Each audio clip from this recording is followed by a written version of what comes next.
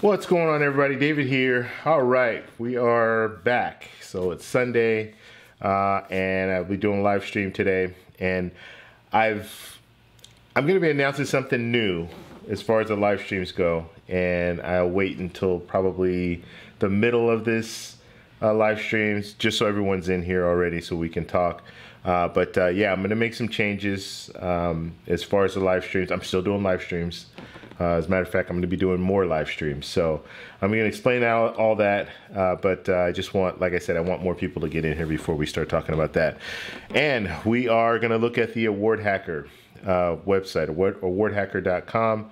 I had a chance last night to check it out. I believe it was Maine that brought it to my attention. I think it was Maine. I hope it was Maine. If not, then I'm sure you guys will correct me. But I want to look at that site because I think it's a really good site. I hadn't used it in the past. I was kind of just using the information that I already knew about. And now that I went on this site, yeah, it's a game changer as far as that's concerned, because it gives you a wide variety of options, and that's really good. So you can even before you get into the whole travel award credit cards and all that, you can just get on here and just start looking to see, okay, these are the destinations that I want to travel to, and these are the cards that I should probably get if I want to travel to these destinations. So it makes it really, really easy for you. Even walks you through step by step how to proceed.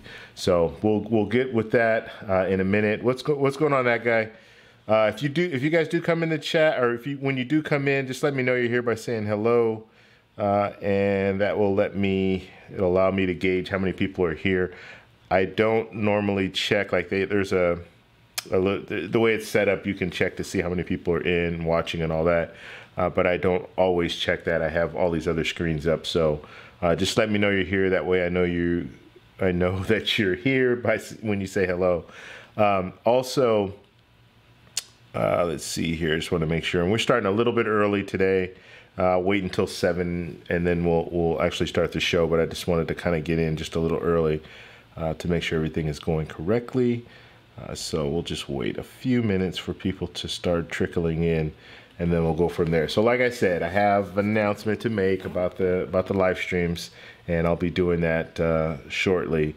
And then we'll also, actually first we're going to talk about the Award Hacker website, because I think it's really good. So if you're into travel points and all that, this is really going to be something that you're going to be interested in listening to. What's going on, Walker? How you doing?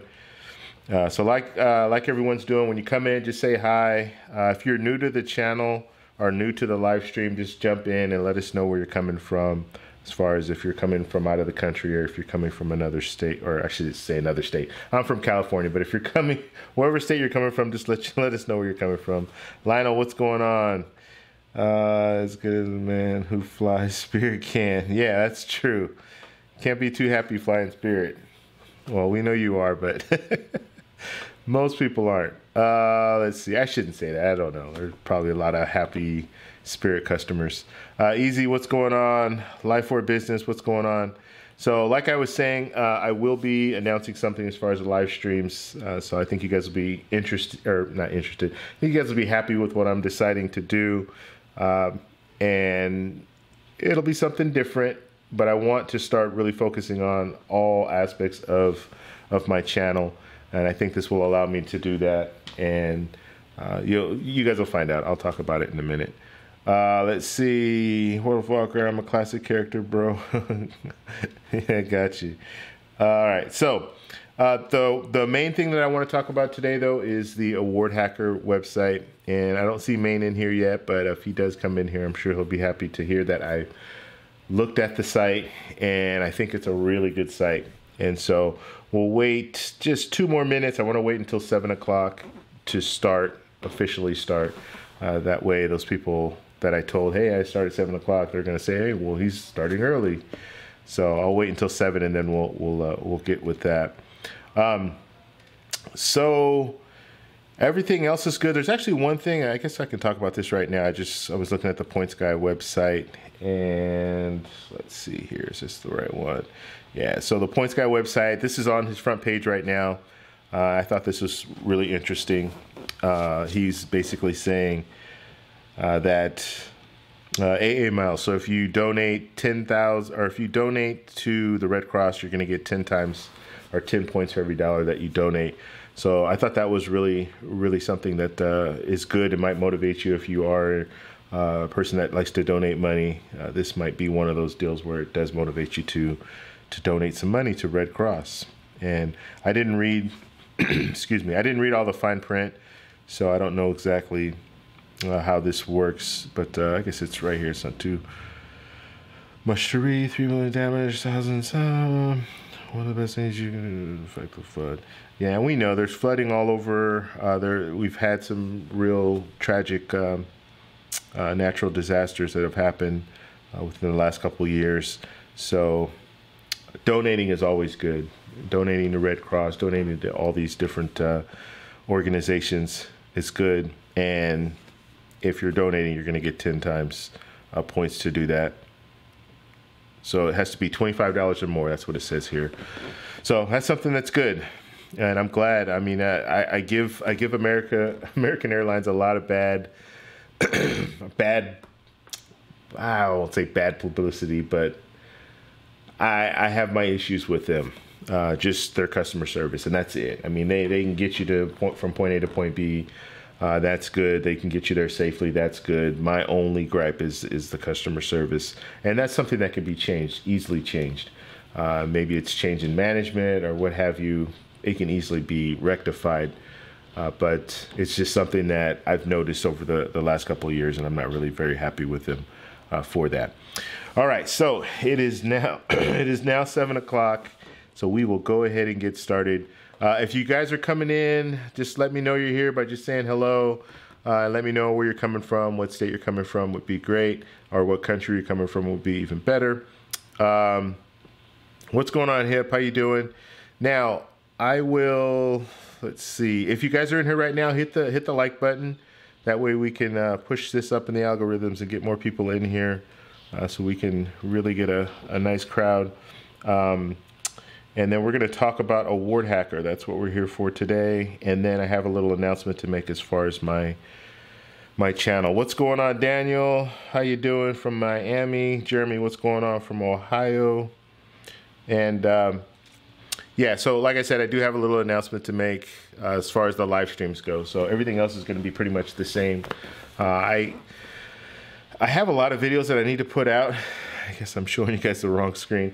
I have a lot of videos that I need to put out, and when I say videos I need to put out, there are a lot of videos that I have that I've already recorded, a lot of them from Colombia, and I'll start trickling those out as I edit them.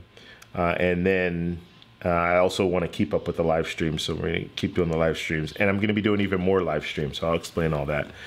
Let's see who else is in here. Stefan, what's going on? Julio, what's going on? Julio from Houston. And let's see, Jeremy, I miss the old background with the fireplace. What fireplace? Oh, that wasn't a fireplace. I guess that does kind of look like a fireplace. So I do have that background. I use that mainly for, like, if I do a sit down, I'm going to review a credit card. I use that for that.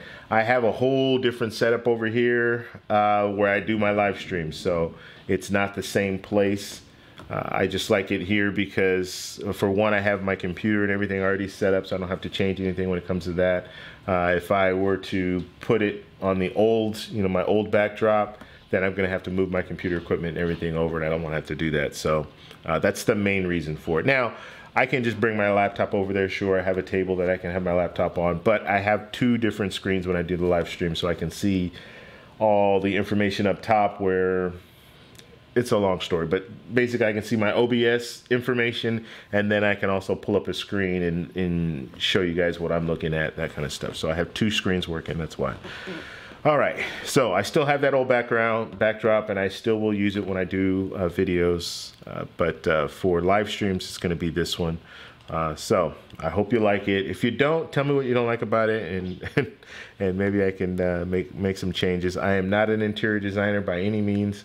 I just kind of put some stuff together, kind of thinking about, okay, well, maybe I should put this here, put that there, put a light here, put a light there, and that's pretty much how I created this stuff back here.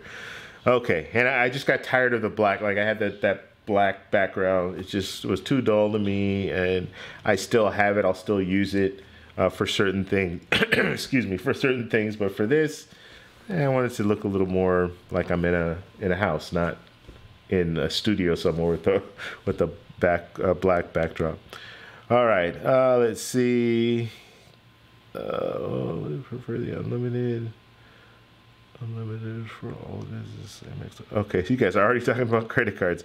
Okay, Jeremy, what are we seeing here? The other background is darker and more cozy. Okay, yeah, I agree. It is darker. The thing with this one is the other one is further away, so the light drops off. But on this one, it's a little bit closer, so the light is not able to drop off as much. But I still have it. I still will use it for stuff, so you'll still see it. Let's see, Life for Business. What card you have for Amex? Let's see. Now, I don't know Life for Business if you're asking me that question or if you guys are talking about something else, but I don't have any Amex cards right now. I'll probably be getting some in the future. That guy, they'll keep the style more itching. Black one made me sad. All right. Okay, so let's go ahead and pull up. I want to pull up the award hacker. Now, just by show of, I don't know, happy face set, I don't know.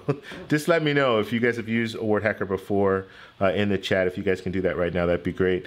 As well as, please hit the like button if you're in here so we can get more people in here. Looks like there's about 15 or 16 people at the present time, and I'd like to get that up over 30.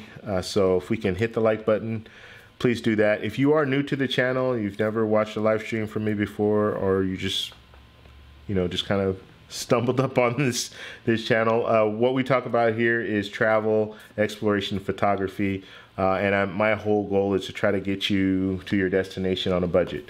Okay, so if you're the type of person that likes to use travel reward credit cards, this is a perfect place for you. If you just want to find good deals on travel, this is a perfect place for you. If you also want to know about different destinations, the benefits, the pros and cons of going to different destinations, this is perfect for you. I have some knowledge when it comes to travel. I've been traveling for the last 2.5 years on a regular basis for the last 2.5 years outside of the country. As well as there are plenty of people on here that can help you. And I have a lot of regulars that come in and they have a lot of information about travel credit cards, traveling to all these different places, all that good stuff. So if you have a question, feel free to put it in the chat and we will try to answer that for you. Okay, so award hacker, who's used award hacker? Anybody in here? I know Maine's used it because Maine is the one that told me about it. And I've never used it before, and even now I've never actually used it to book a flight, but it is something that it's going to be my go-to now.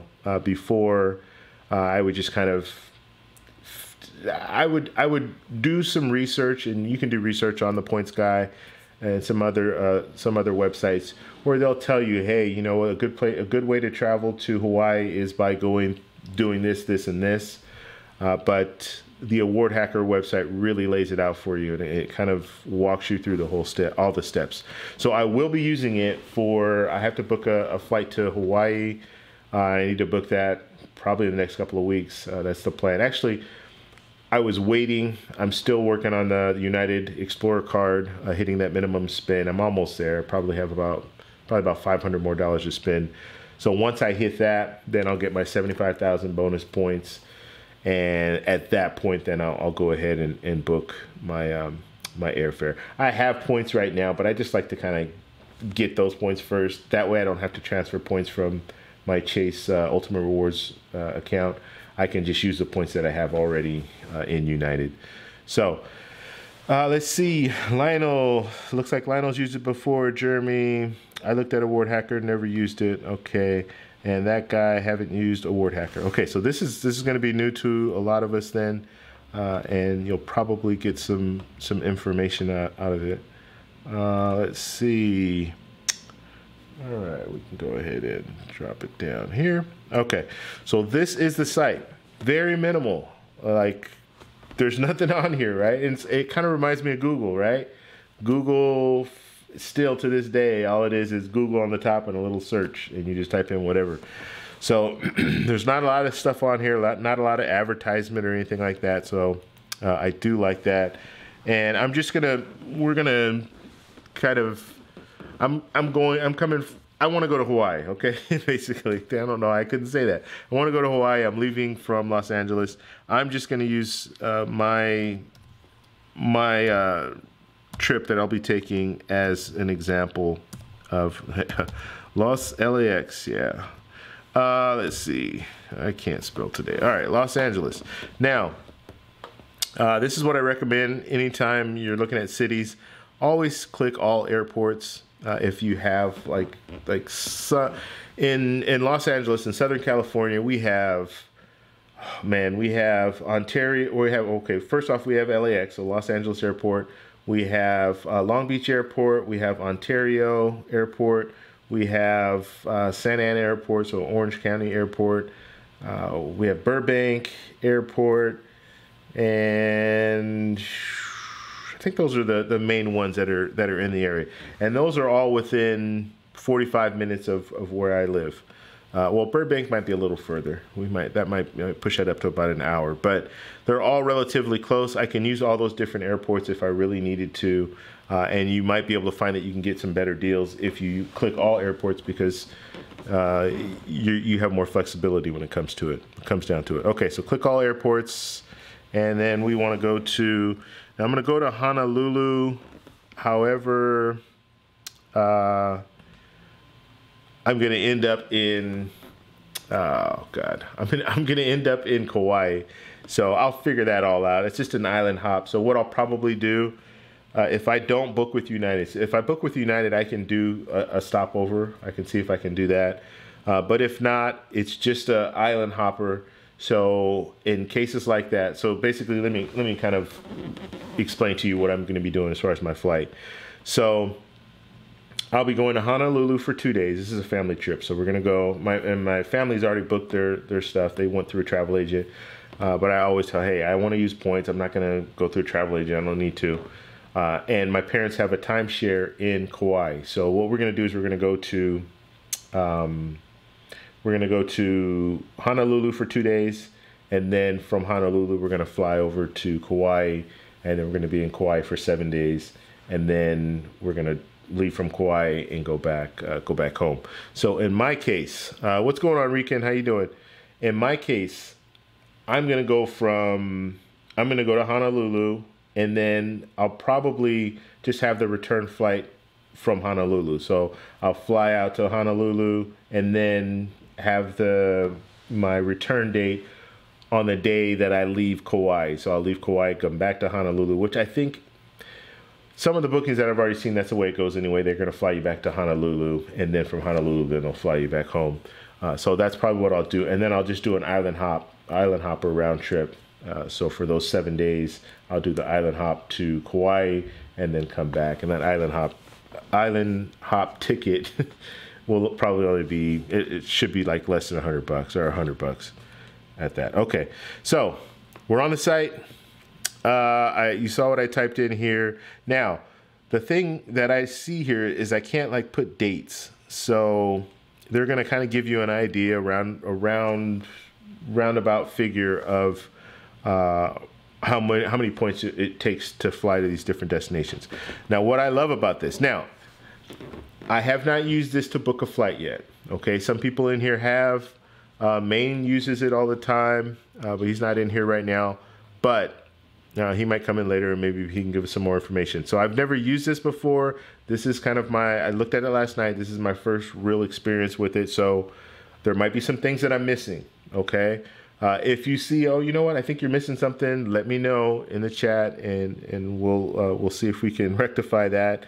Or if I'm missing something totally and you know the live stream is over, but you know that I missed something and you're watching this on the rebroadcast, put in the comments, hey, you know what, you can do this or you can do that, and so just so we can really fine tune it. I'll come back on, do another live stream, and we'll talk more about it. So what I love about this is I've put in all the information right now.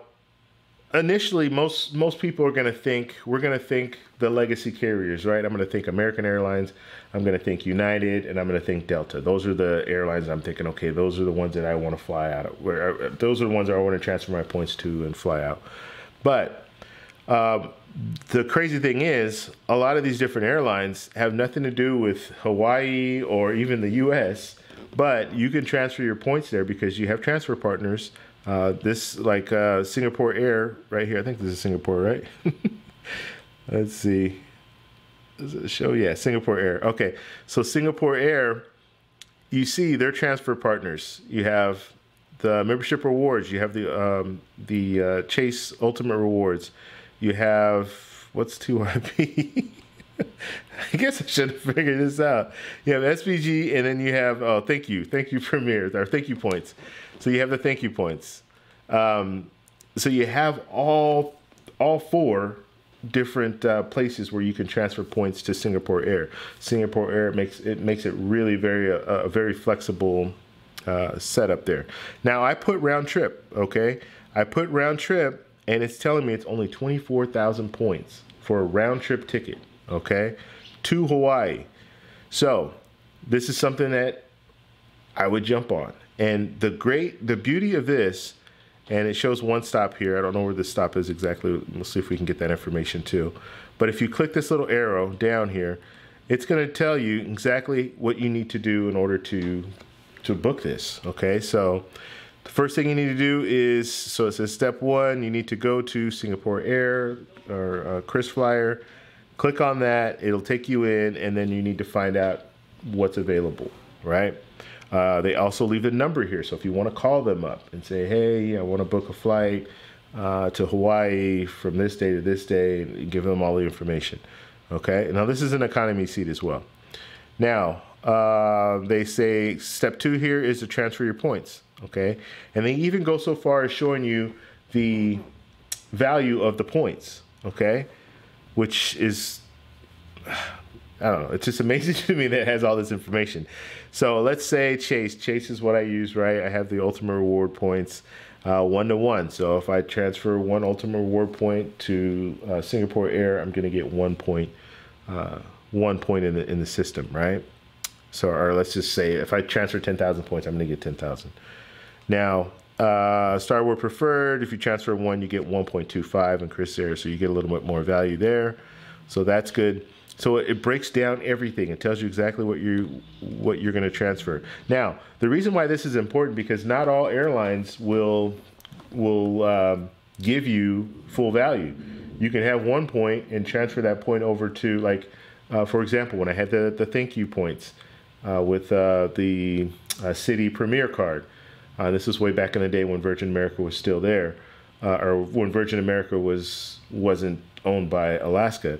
So I transferred my points from my thank you points from City Premier over to Virgin America, and I lost half those points. So I had 50,000 points when I started. I transferred them over, and I ended up with 25,000 points. So the value is very important. You need to know that.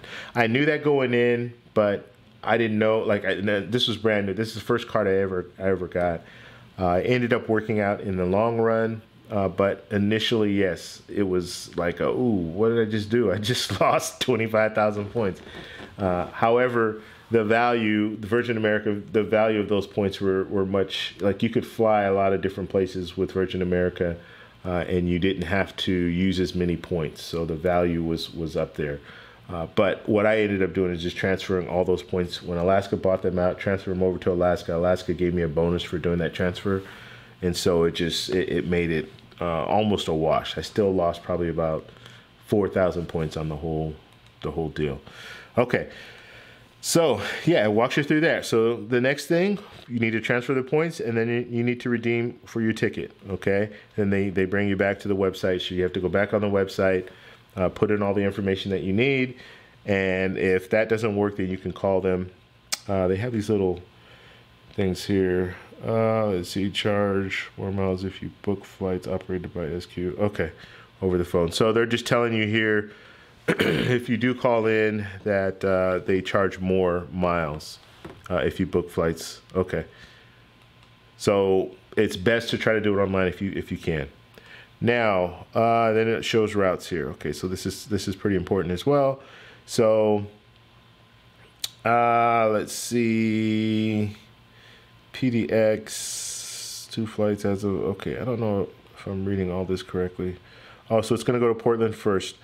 So it just shows you the kind of the flight. So you're going to have a stop, and it did say that you did have 1 stop. So you're going to go from LAX to Portland, and then from Portland to Honolulu. Okay, so that's the flight, that's the stop. And then they're showing you here, let's see here. Okay, and they're showing you all the flights. This is amazing here. So they're showing you from LAX, you're going to have 12 flights, and they're going to be going from LAX to Portland, and then you're going to have 2 flights going to Honolulu. So that's pretty amazing how they're giving you all this information. Now, the dates, that's my concern. Like, okay, you're telling me all this, but what dates are they flying on? Is this like a 1 day, or are they showing you just kind of a random 1 day thing, or is this like or should I say, is this an everyday thing, or is this just like, I don't know. Because there are no dates, it's hard to gauge that. Okay, is this like, I guess what I'm saying is this an everyday routine? This is the way they fly.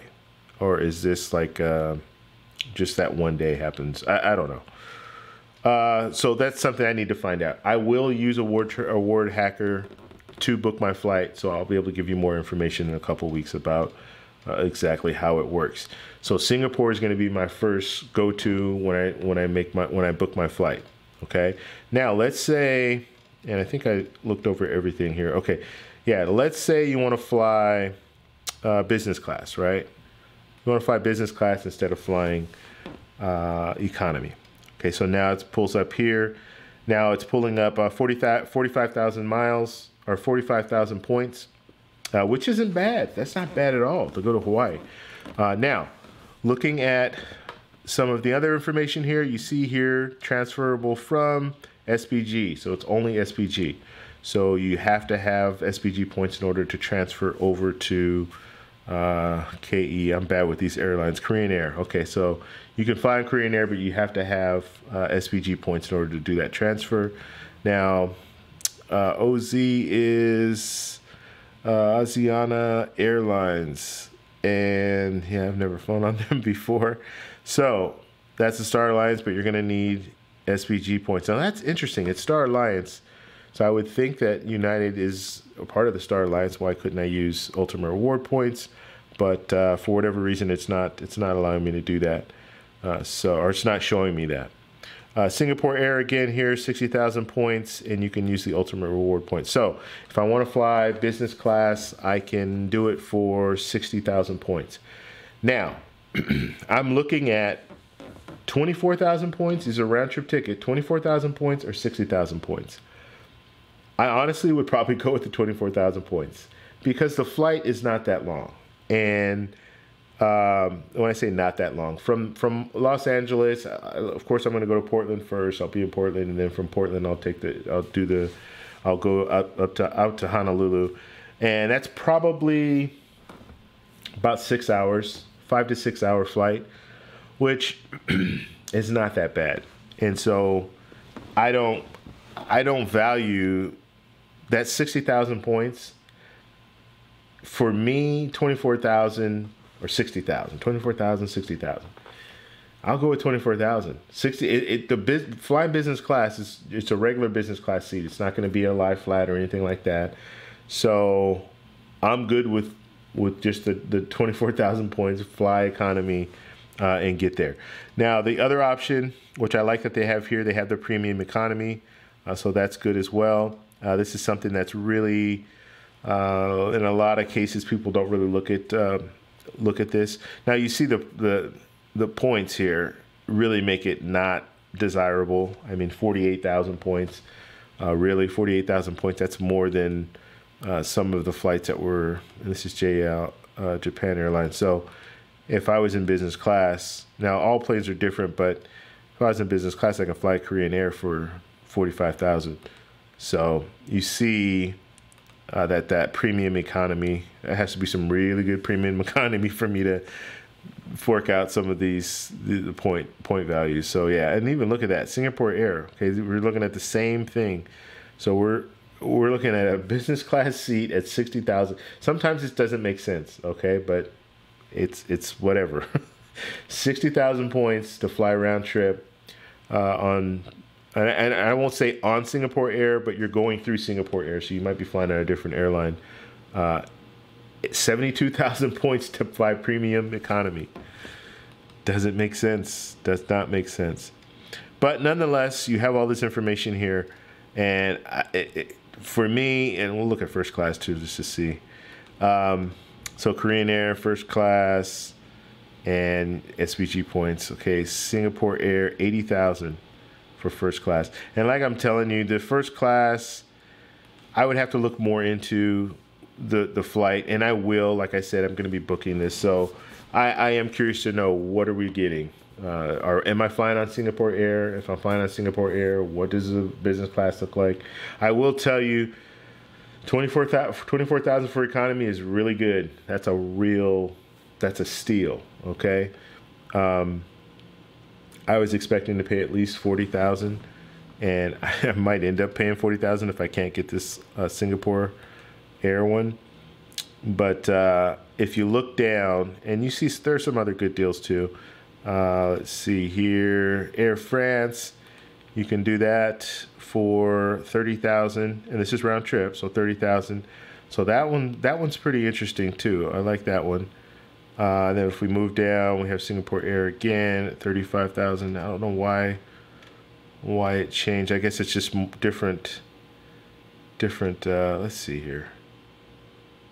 Yeah, let's see. I want to figure out what's going on. Oh, Alaska Airlines. Okay, so this one's going to be operated by Alaska Airlines. So I will book with Singapore, and then I'll fly on Alaska Airlines. Okay, so I know for a fact Alaska Airlines, they don't have any lie flat seats, so it's going to be just like a business class, larger seat, doesn't recline all the way back, but you know, that it'll be that experience.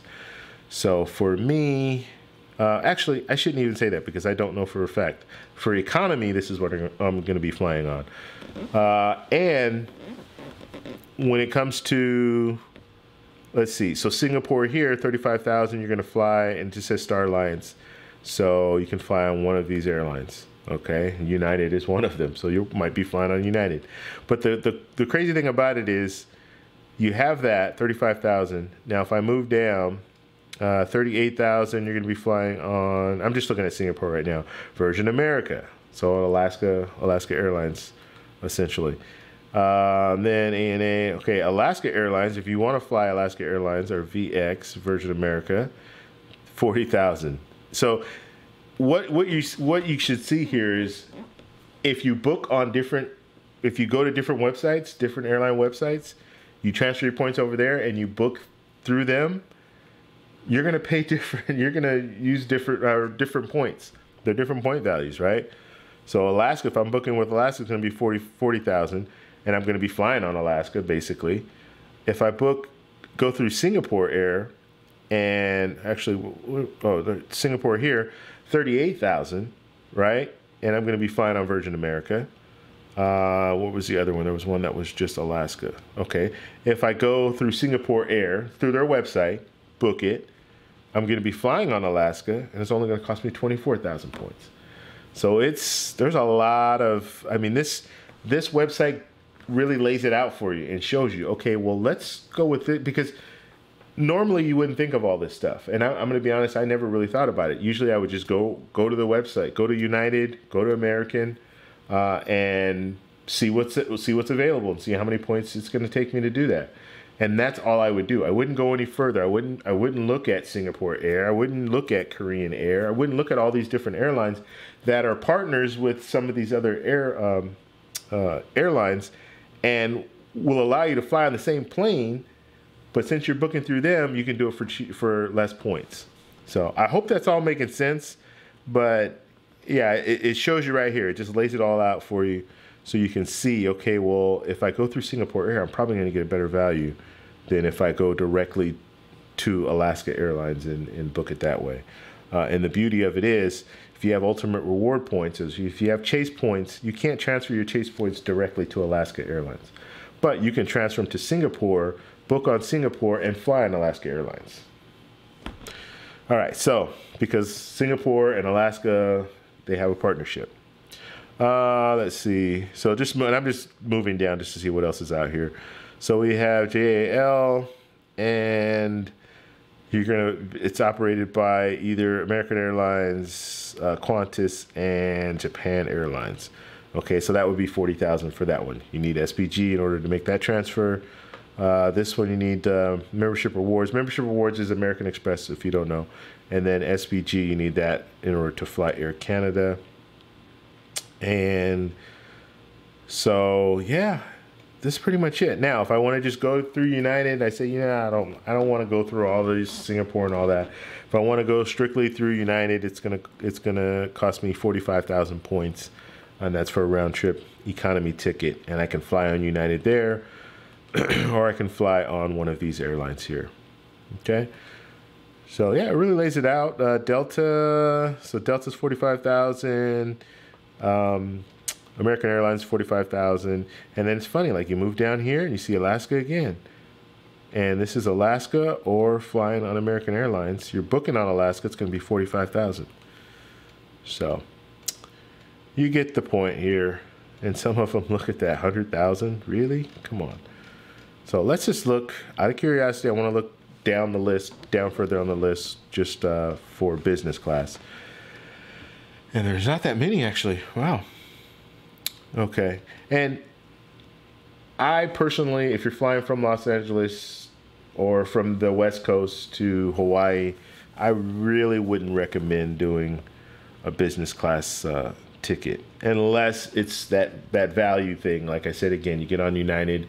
I had no choice, right? No choice to fly business class when I went to Colombia, because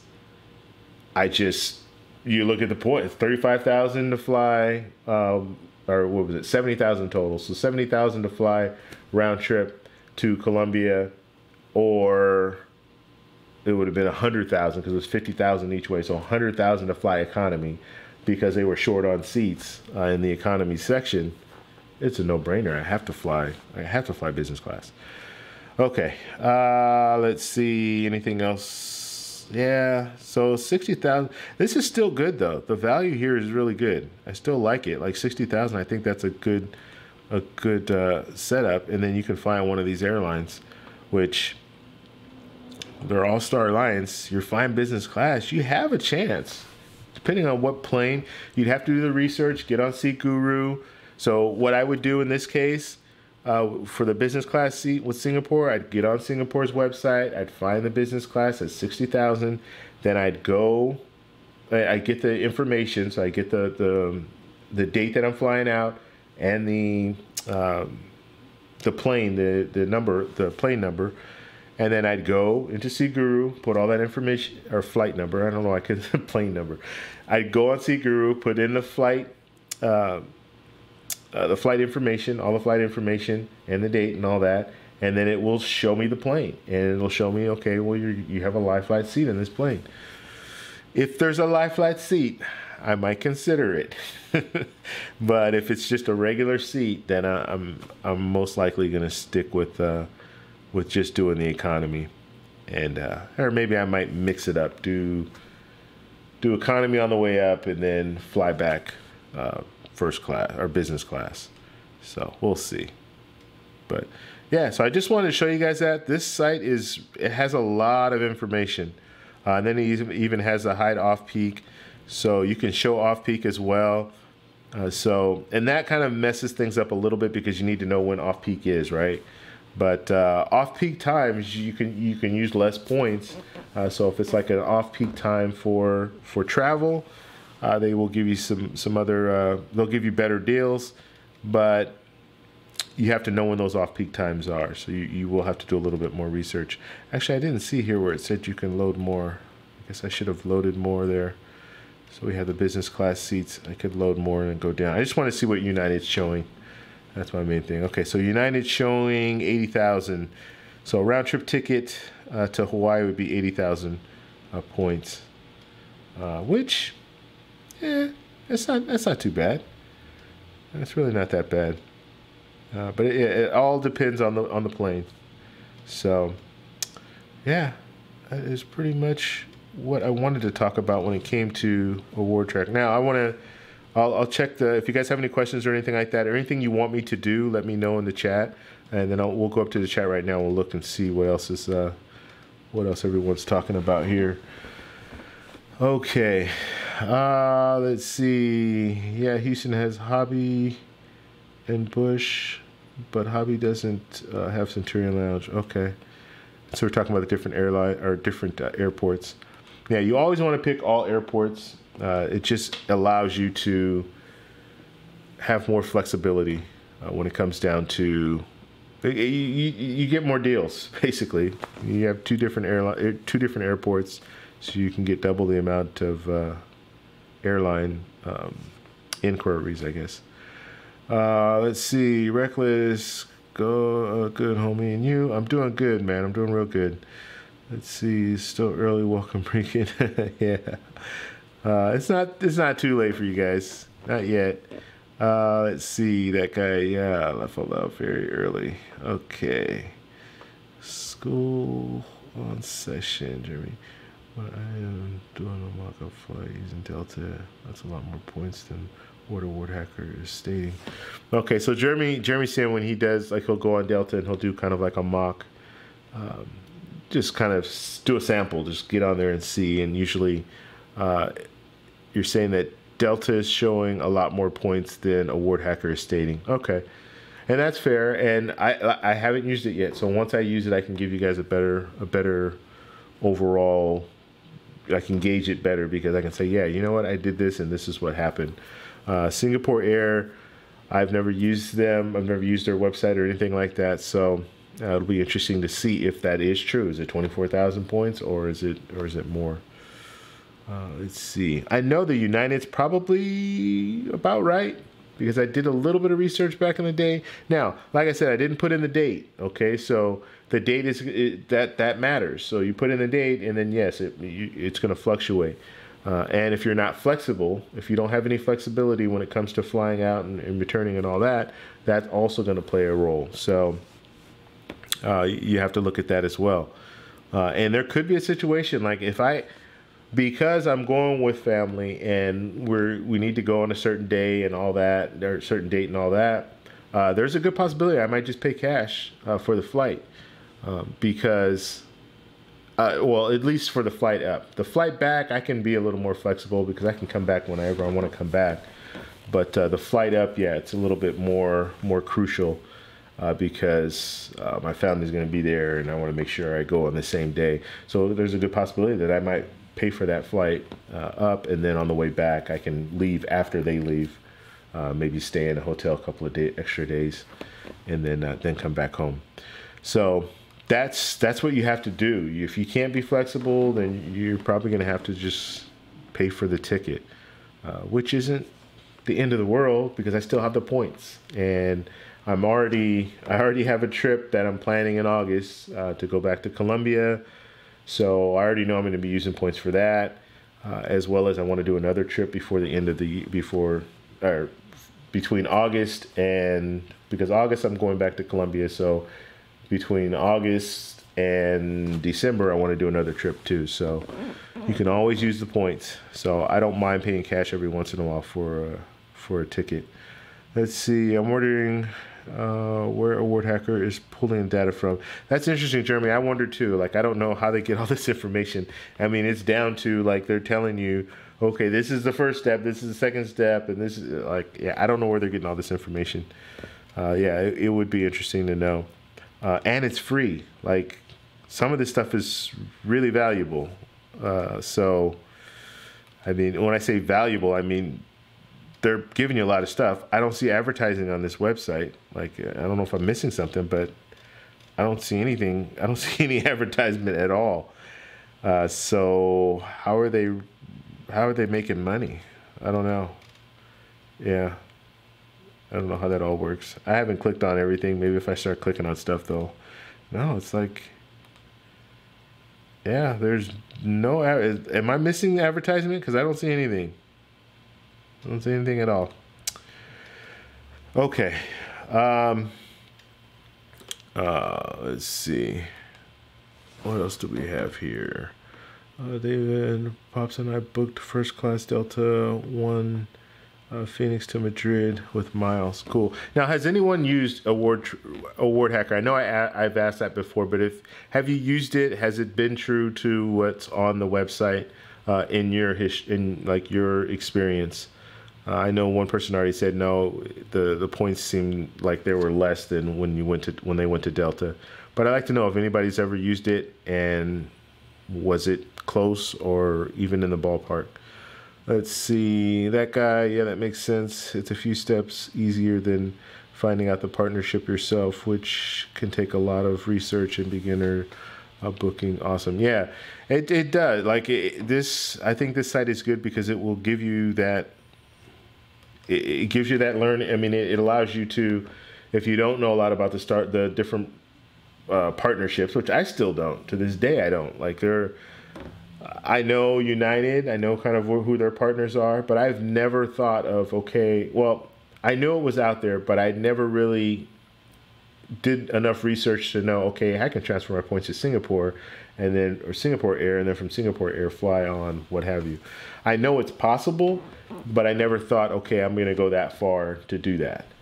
But if I could save, like in this case, if they're saying it's 24,000 points to fly a round trip ticket, and then United is 40,000 points or 45,000 points to fly an economy ticket, I'm gonna try to do that Singapore Air. At least try it first, and if it doesn't work, then I can always fall back on United and spend the 45,000. But it would be nice to spend 24,000 for that trip, and then I'll have another whole trip that I can spend, let's just say 24, 30,000, whatever, and it'll be the same as just that one booking. Okay, let's see. That guy, is there a comparison with the same dates? Let's see. Ro, what's going on? I thought that was nice. I met Cleve in Colombia. I don't even know who that is. Cleve. Oh, Ace Live. Cleve. Who the hell? Oh, my mistake. Thought that was nice that you met Ace Live in Colombia. Yeah, actually so let me kind of explain this whole thing, because yeah, I'm going to take the time to explain this because I think it's a real nice story. So for those of you who don't know, this is Ace Live. He has a channel on YouTube. Okay, and he's had the channel maybe about a year, not that long. He's had about a year. But he's blowing up right now. Like, everyone is going to this channel and subscribing and all that. He's doing really good stuff. And I remember, like, we communicated via YouTube way back in the day when he had less subscribers than I did. Now he's at almost 10,000, and I'm like, what, 4,000? Actually, I just reached 4,000. Thank you guys very much. I appreciate that. But I had more subscribers than he did. And we corresponded over, YouTube comments, or not even comments. It was like I can't remember. We corresponded though. He seemed like a real nice guy and everything. So I started following him at that point. And then he was putting out some different videos about Colombia, and I've gone to Colombia. I really like Colombia, so that was kind of our common interest. So about 3 months ago, he put out a video and he was talking, hey, you know what? I'm thinking about starting this WhatsApp group. And it's just going to be about Colombia, like people traveling to Colombia. And so he was at the time he was asking, hey, if anybody's interested, if you donate any money, you donate anything to my PayPal or what have you, Patreon, whatever it was, then I'll put you in the group.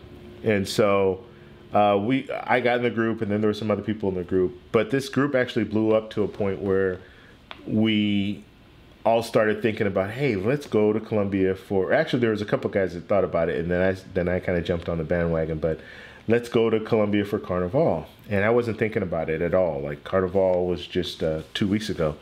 And so that's what kind of sparked the whole thing. He was like, hey, I'm out here. I'm going to be out here for a month and a half. I'm going to Carnivale. You guys should come down. It'll be fun and all this. And so me thinking, hey, I got all these points. I'm the points person. I know how to use my points. And so I'm thinking, yeah, I don't I can do it. So why not? So that's why I booked my flight and went out there. And so there was about 8 of us that actually went to Carnivale. And so that's where, we met up and we hung out, and we hung out a few nights at Carnivale. But yeah, it was a good experience. It was fun. It was a lot of fun. But it wasn't just me. Like, there's a couple other guys that do YouTube, that have YouTube channels as well.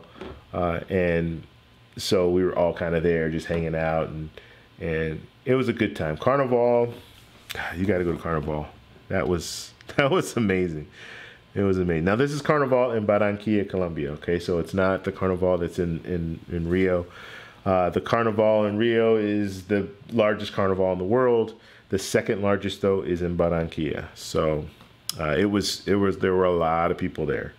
And what I loved about it is you just had parties everywhere. And I'm not like a big party person, but it's fun just to like go to these block parties and just hang out, and everyone's dancing and having a good time. And it's all night long. It's like until 4 a.m. And then people go home, go to sleep, and then they get up around usually the parade starts around noon. So they get up for the parade, watch the parade until like 5:30, 6 o'clock, and then go and party until 4 a.m. and then just do that for 4 days straight. It's crazy. All right, let's see. But yeah, Ace is cool. He's a good dude, man. He's really, really good dude. Let's see. Okay, that guy. Maybe LAX at JFK. Let's see, David. What's going on, David? At JW Marriott in Denver tonight. I would recommend to anybody. Let's see. So that JW in Denver, huh? I haven't stayed in the JW before. I actually went, the only time I've ever been in a JW, and this is funny, this is before my whole points and all that stuff. I didn't know anything about it. But I think that was a JW. I don't know it's connected to. I think it's a JW. It's connected to the, what's the popular, oh my God, Ritz-Carlton. So in Los Angeles, you have the Ritz-Carlton, and I think it's a JW Marriott that's connected to it. Whatever that hotel that's connected to it, we went like downstairs. They had like this little club kind of thing going on. We went to like a salsa club first, down in that whole little area there, and then we walked over and we were hanging out at this club. This was years ago. This is probably like 7 or 8 years ago. So we met these ladies, these 2 ladies, and we were just hanging out, talking, whatever, and bought a few drinks and all that. And so this girl was like, "Hey, I want to show you like my room, like my hotel room." So we were like, "All right." And there's 4. There's me, my buddy, and these 2 girls. So we go up to this room, and we're at the very top. Beautiful room, overlooking the whole Los Angeles downtown area, the city, and it was an amazing room. And she was like, "Yeah, I got it all for free. Like, I have points. I use my points and I got it for free." And at the time, I didn't know, I don't know what she was talking about. I knew like, okay, yeah, you can get free rooms, but I didn't realize like you can get like a free room and be in this like penthouse suite thing. And so, yeah, it's just funny that I remember that now. Like, she mentioned that to me. "Yeah, you JW, whatever." And I'm like, "Oh, okay, well." At the time, I didn't know what points meant and all that. But yeah, she had that room. She said she got it for free, used her points, and they were living it up. And I guess she was so like excited about it that she wanted like to show everybody. So she meets 2 strangers downstairs, and she's like, "Hey, let's go to my room. We can hang out." All right. Okay, so that was the end of that story. Let's see. Harsh, what's going on? Let's see. When do you think you'll get the Amex cards? At this point, I'm kind of just well, there's no reason for me to wait at this point. I am hitting the minimum spend on the United Explorer card. So once I hit that minimum spend, then I'll be open to get another card. The only other cards that I was looking at, other than the Amex cards, are the JetBlue card and the Alaska Airlines card. And I'll probably get one of those. I don't know if I'll get it before Amex or after, but the minimum spend on those cards isn't very high, so I could probably hit that minimum spend in like a month or a month and a half. on one of the airline cards. I'm getting one of the airline cards mainly because I know I'm going back to Colombia and I'll probably want to fly on JetBlue. So I'll probably get that JetBlue card first. So that's that's what I'm thinking about when it comes to that. Plus, I like flying on JetBlue, and I would like to have their card because of that. Now, the Amex card, the only thing I'm really waiting on is the Centurion Lounge in Los Angeles. So once they open that up, then that's probably really going to push me to getting that card. One thing that I kind of messed up on is I probably should have got the Amex card early on this year, because I have the Chase Sapphire Reserve card, and I got that card back in August 2 years ago. And so now it's going to renew in August. So it renews in August, $450. I really don't want to get the Amex Platinum and the Chase Sapphire Reserve and have those annual fees hitting at the same time. So we'll see. We'll see what happens. But yeah, at this point, I'll be getting it, but mainly I'm waiting for the Centurion Lounge. Once the Centurion Lounge opens, then I'll most likely get it. At this point, I don't need it. Like, I want it, but I don't need it. So I'm not short on points or anything like that. But yeah, I don't really need it. And like I said, the only reason that I'm getting a JetBlue card is I'd like to fly JetBlue back to Colombia when I go. And that's the reason that I'm getting it. Now, you can transfer points from the Ultimate Rewards to JetBlue, but you lose points on that transfer. So I don't want to do that. I would rather just get another card. Another airline card for that purpose. Okay, let's see, anything else here? Rule, what's going on?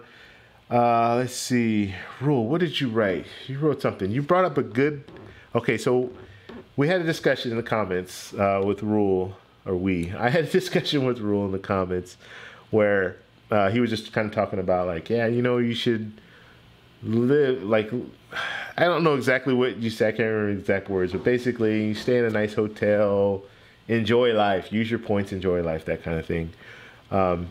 We all travel differently, and I wrote one response, but I didn't respond to the last comment that he put on there. But the way that I look at things is, we all travel different. Like, we all have different things that are important to us when we travel. For me, hotel rooms have never really been important to me. What's more important to me? Well, the flight, I want to be comfortable. So if I can be comfortable on a flight, that's going to make me happy. Okay. But the hotel room, the large hotel room with the, you know, all the amenities, and they treat you like a king and all that stuff. Yeah, it's not that important to me. Only because I'm usually not in the hotel that long. Like, I'm usually not there that often. Or not that often. I'm there every night usually, but I'm not there that long. So I get there, I go to sleep. Breakfast is good, I will admit. A nice breakfast is good. But I don't spend that much time in the hotel or in my hotel room. Unless I'm like on a resort. Like, unless I go to one of these places where you're on like a resort, it's like all inclusive, all you can eat, all that good stuff. Yeah, I'm going to spend a lot of time on the property. But if it's just like I'm going to Colombia and I'm staying in a hotel there, I just need bare necessities. Like, I really do. And Airbnbs have really worked for me. Like, the last few trips that I've gone to Colombia, I've stayed in Airbnbs, and I love them. Like, I love the fact that I can wash my clothes. I mean, it might sound like something that's not that important, but it changes my whole, like, the way I pack. Now I can just pack for 5 days, put that all in a carry-on. I don't have to worry about picking up my bags from the carousel when I get to wherever my destination is. I can get off the plane and walk straight to the taxi.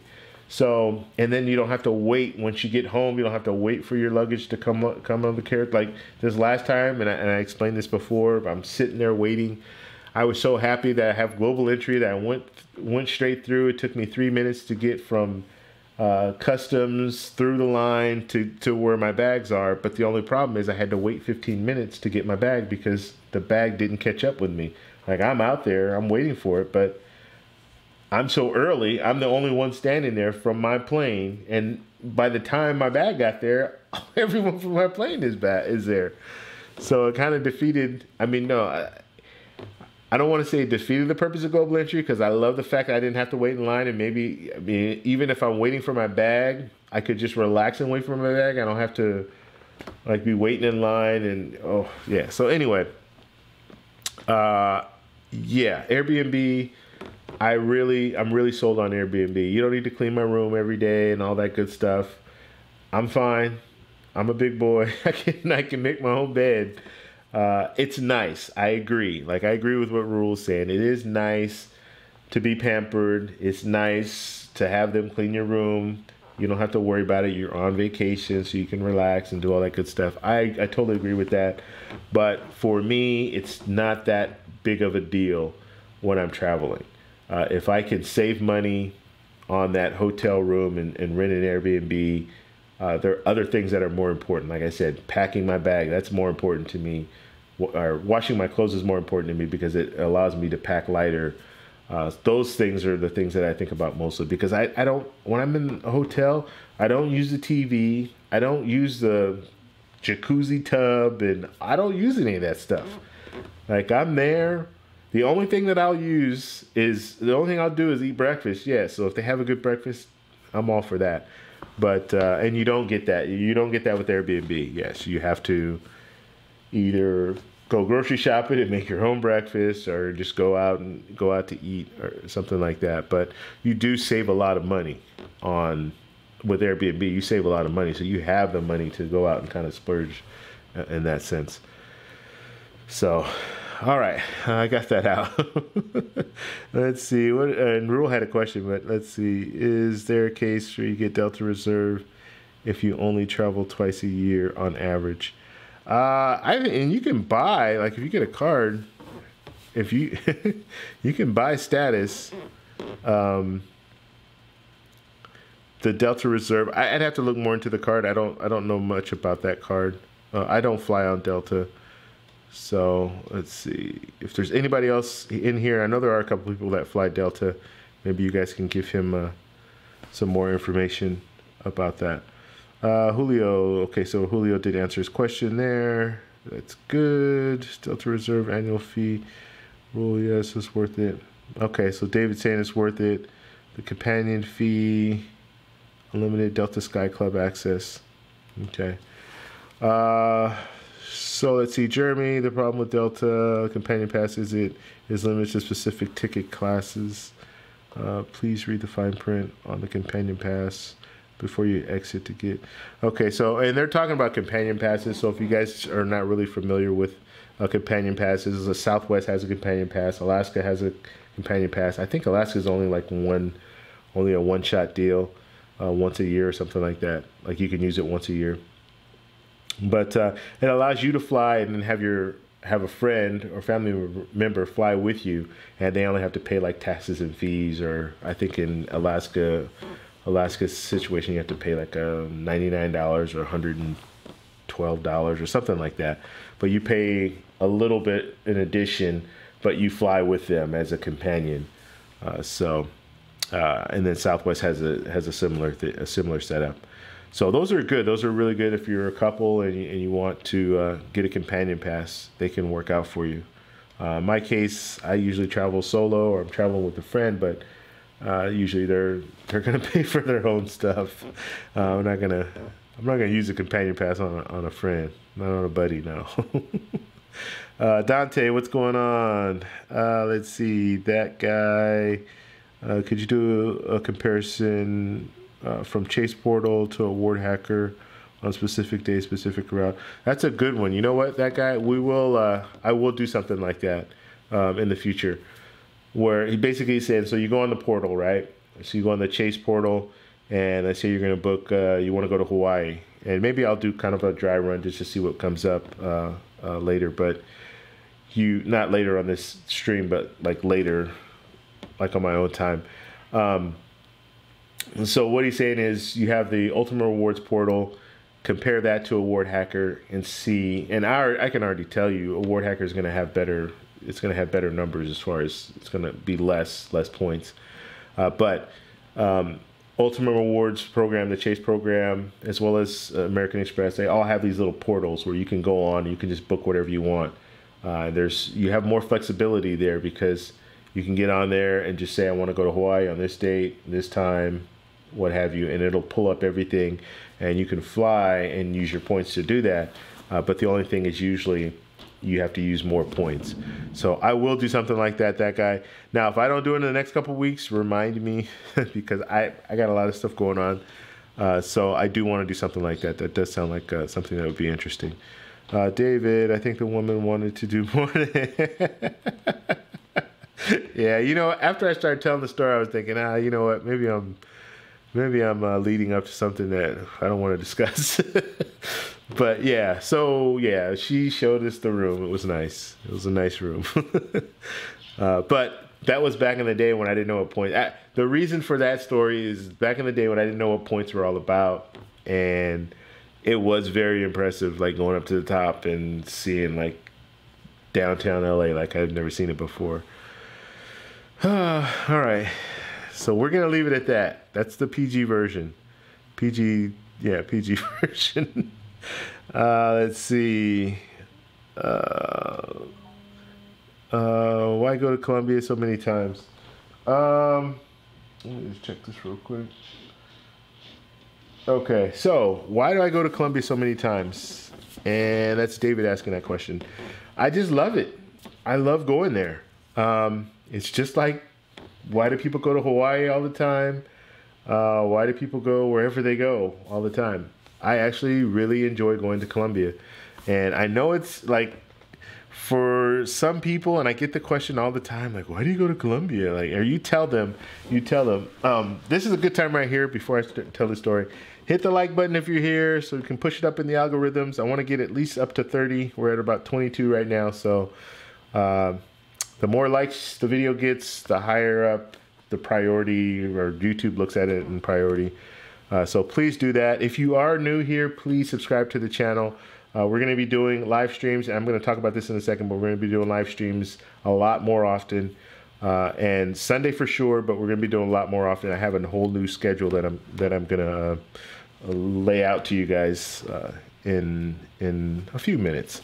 So Colombia. Now, it's just like anywhere else. Like it's hard for me to explain unless you've been there. And if you go to Colombia, then you'll kind of know what I'm talking about. If you go to like Medellin, if you go to Cartagena, even if you go to Barranquilla, which I just went to Barranquilla, you go to Carnivale, you're gonna have a good time. Like every time I go to Colombia, I have a good time. Your money goes so far in Colombia. I mean, you go down to Colombia and you're rich. I mean, you make an average salary in the U.S. You go to Colombia and it's three times as much money as you make. So let's just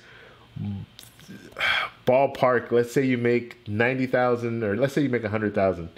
Okay, so you make 100,000 in the U.S. and you live in a big city. So you're not rich. You can make 100,000 live in a big city, and you're still middle class.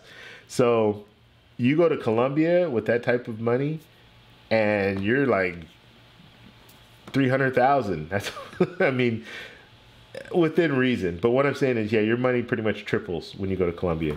So that means you can go to some of the finest restaurants, and you're spending $10 for a meal and a drink, or you could sit there, have a good time all day, or not all day, but you know, have a good dinner with you and your girlfriend, boyfriend, whatever, and you get the bill, and it's like $30.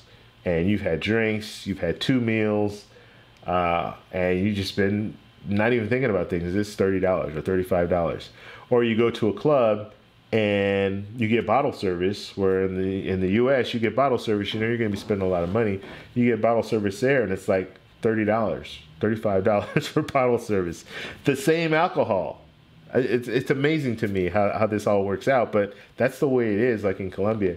So you can go there and really have a good time, and you don't. When I go to Colombia, I never really think too much about money, because things are so cheap there. Like every meal that I'm eating, like the most expensive meal is going to be $10, but the majority of the meals that you eat between $4 and $6, and the full-on sit-down meal.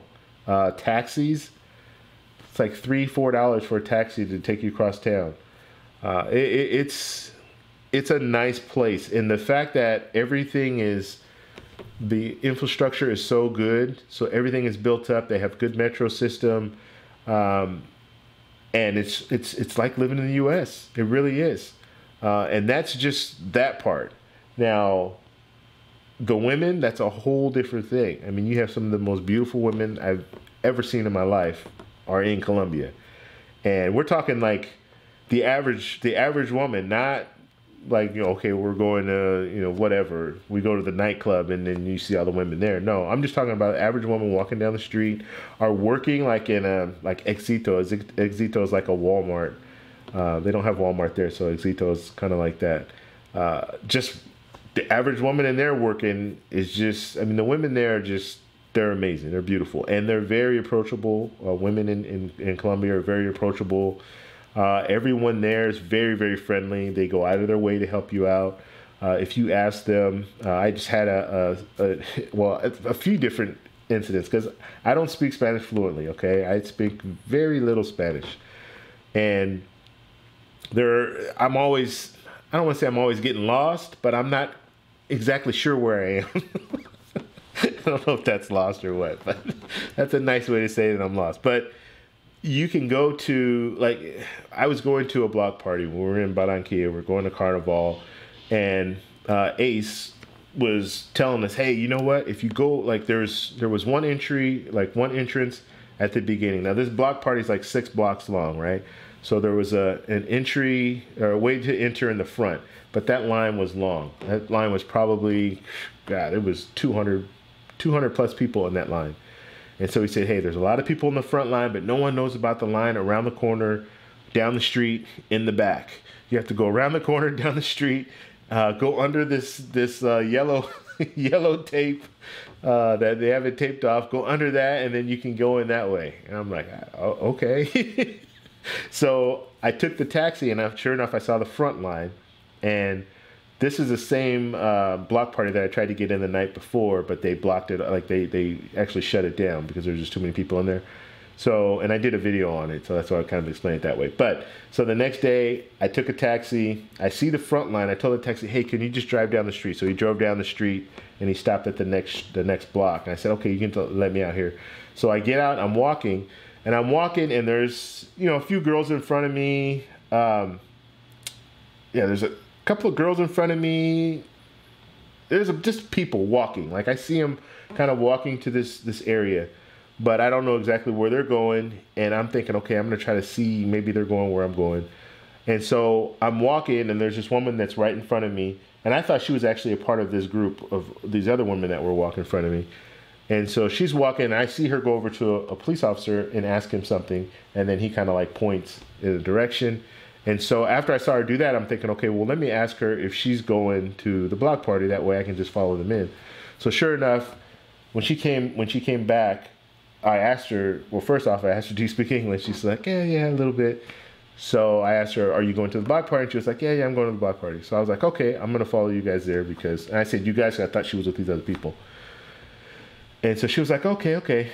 But at that point, like, you don't want to intrude on people, right? So I'm going to say, I'm going to follow you, but it doesn't mean like I'm going to like be with you to get in there. So I kind of give her space, and then they walk, and I'm just following behind.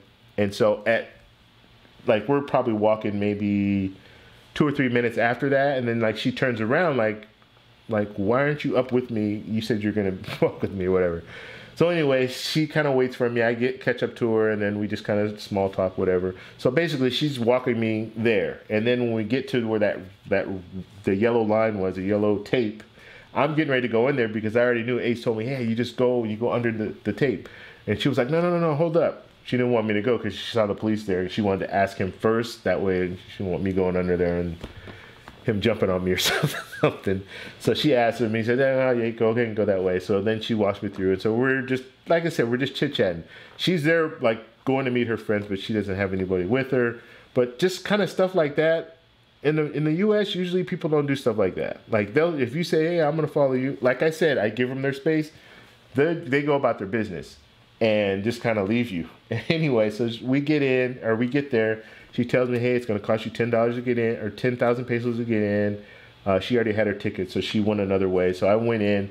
She went another way, and then came back to me when I got through. Got through the little gauntlet that they make you go through.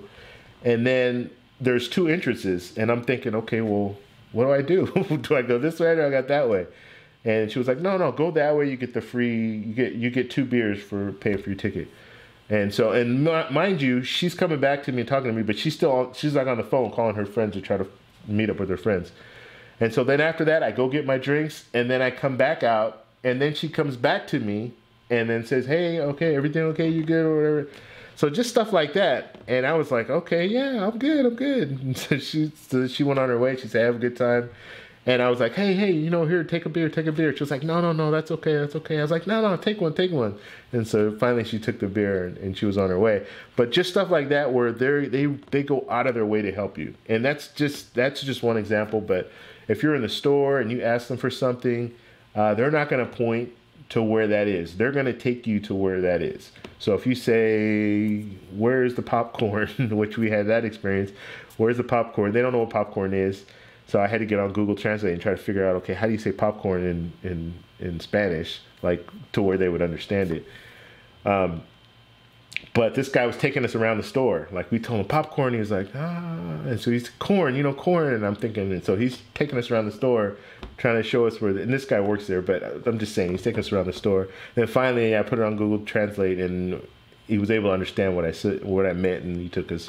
But they do stuff like that. Like I'll tell you, in the U.S., California, Southern California, going to Walmart, just try this out. Go to Walmart. And I had this situation happen to me recently, and it was pretty frustrating. But I asked someone in Walmart where something was. Yeah, they work there, and she pointed that way.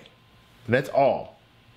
No aisle, no nothing. Oh, it's by this automotive whatever. Nothing. She just said it's over there and just pointed that way. And it wasn't like it was on an end cap that, like the aisle at the end of the aisle where she's pointing. No. It was in the corner, but she's just pointing it that way. And I'm thinking, this is ridiculous. Like, really? You want me to buy something from you, right? I don't know. But I'm just saying, when it comes to Colombia, the people are very friendly. Your money goes so far. If you live especially if you live like in Florida, if you live in New York, or if you live in an area, like on that side of the U.S., it's very cheap to get there. You can get there for $200, $300 a plane ticket. So it's very reasonably priced as far as airfare. For me, it costs a little bit more, but I use points a lot of times, so it doesn't really affect me that much. And it's an up and coming place. It really is. Like, people have been afraid to go, especially Medellin. People have been afraid to go to Medellin for years and years and years because of all the stuff that was going on there back in the 90s. But they've cleaned everything up, and it's a real nice place. So enough about that. But yeah, that's why I go there, and I will continue to go back. And another thing too with Medellin, the weather's 75 to 80 degrees year round. So the weather's always nice in Colombia, not in Colombia, but in Medellin. Now, if you go to Cartagena, which is on the coast, yeah, it's going to be a little muggy. It does get pretty hot. Barranquilla is the same way. It does get pretty hot.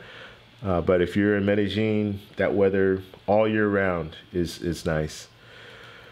Okay, you can't get me talking about Colombia because I'll just continue to talk and talk and talk.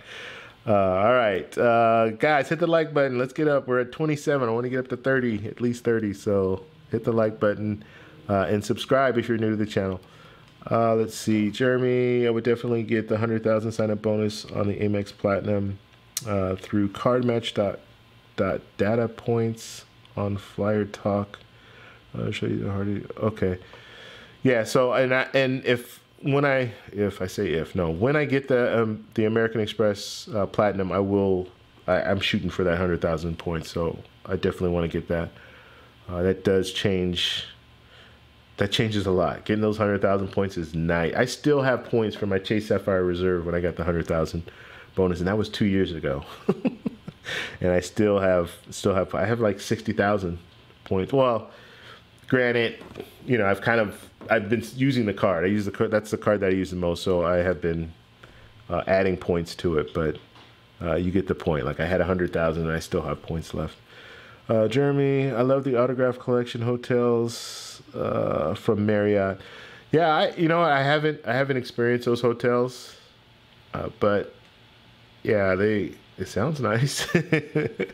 I'm not a hotel. I'm really not a hotel person. I don't know. Maybe I'll change one day. Rule, you're not normal. Wash clothes on vacation is a perk to you. So that's Rule saying that. Yeah, maybe I'm not normal. I just, what makes me, what turns me on about washing my own clothes is the fact that I don't have to carry as much. So when I pack, I don't have to pack as much. That's what really makes it a good deal. And there are other options too. And I did this when I was in Thailand. Take it to like one of these laundry services. They have a bunch in Thailand. Like Thailand, everywhere they have these laundry services, and that's pretty nice. They have a good setup there because you just take it in there, they wash it, they fold it, they wash it, iron it, fold it, and you pick it up the next day. So it's a good deal. And you can pick it up, or in my case, we had it. They just delivered it to the hotel. They were right out front of the hotel. So I will do that. But the thing that I like the most is just packing light. If I can pack light, I love that because that's a headache for me. Lugging that stuff through the airport, having to wait at the carousel to get the luggage, and just all that stuff is just a pain. It's a pain in the butt for me. So yeah, it's kind of a trade-off, but yeah, I don't mind washing my clothes when I'm on vacation. But yeah, I can get it. Now, there are certain times, if I'm traveling with a woman, we're on a whatever, want to be romantic and all that stuff, yeah, Airbnb is probably not going to be my first choice. I'm most likely going to get a hotel, and I can save my points up for that, for situations like that where I want to be pampered and I want to be not have to worry about things like that. I can save my points up for something like that. But if I'm doing a regular trip, if I'm going to Colombia, if I'm going to a lot of these different places where I know if I rent an Airbnb, it's going to be $29. If I rent a hotel, it's going to be $100, or I can use my points, but still, I'm using something.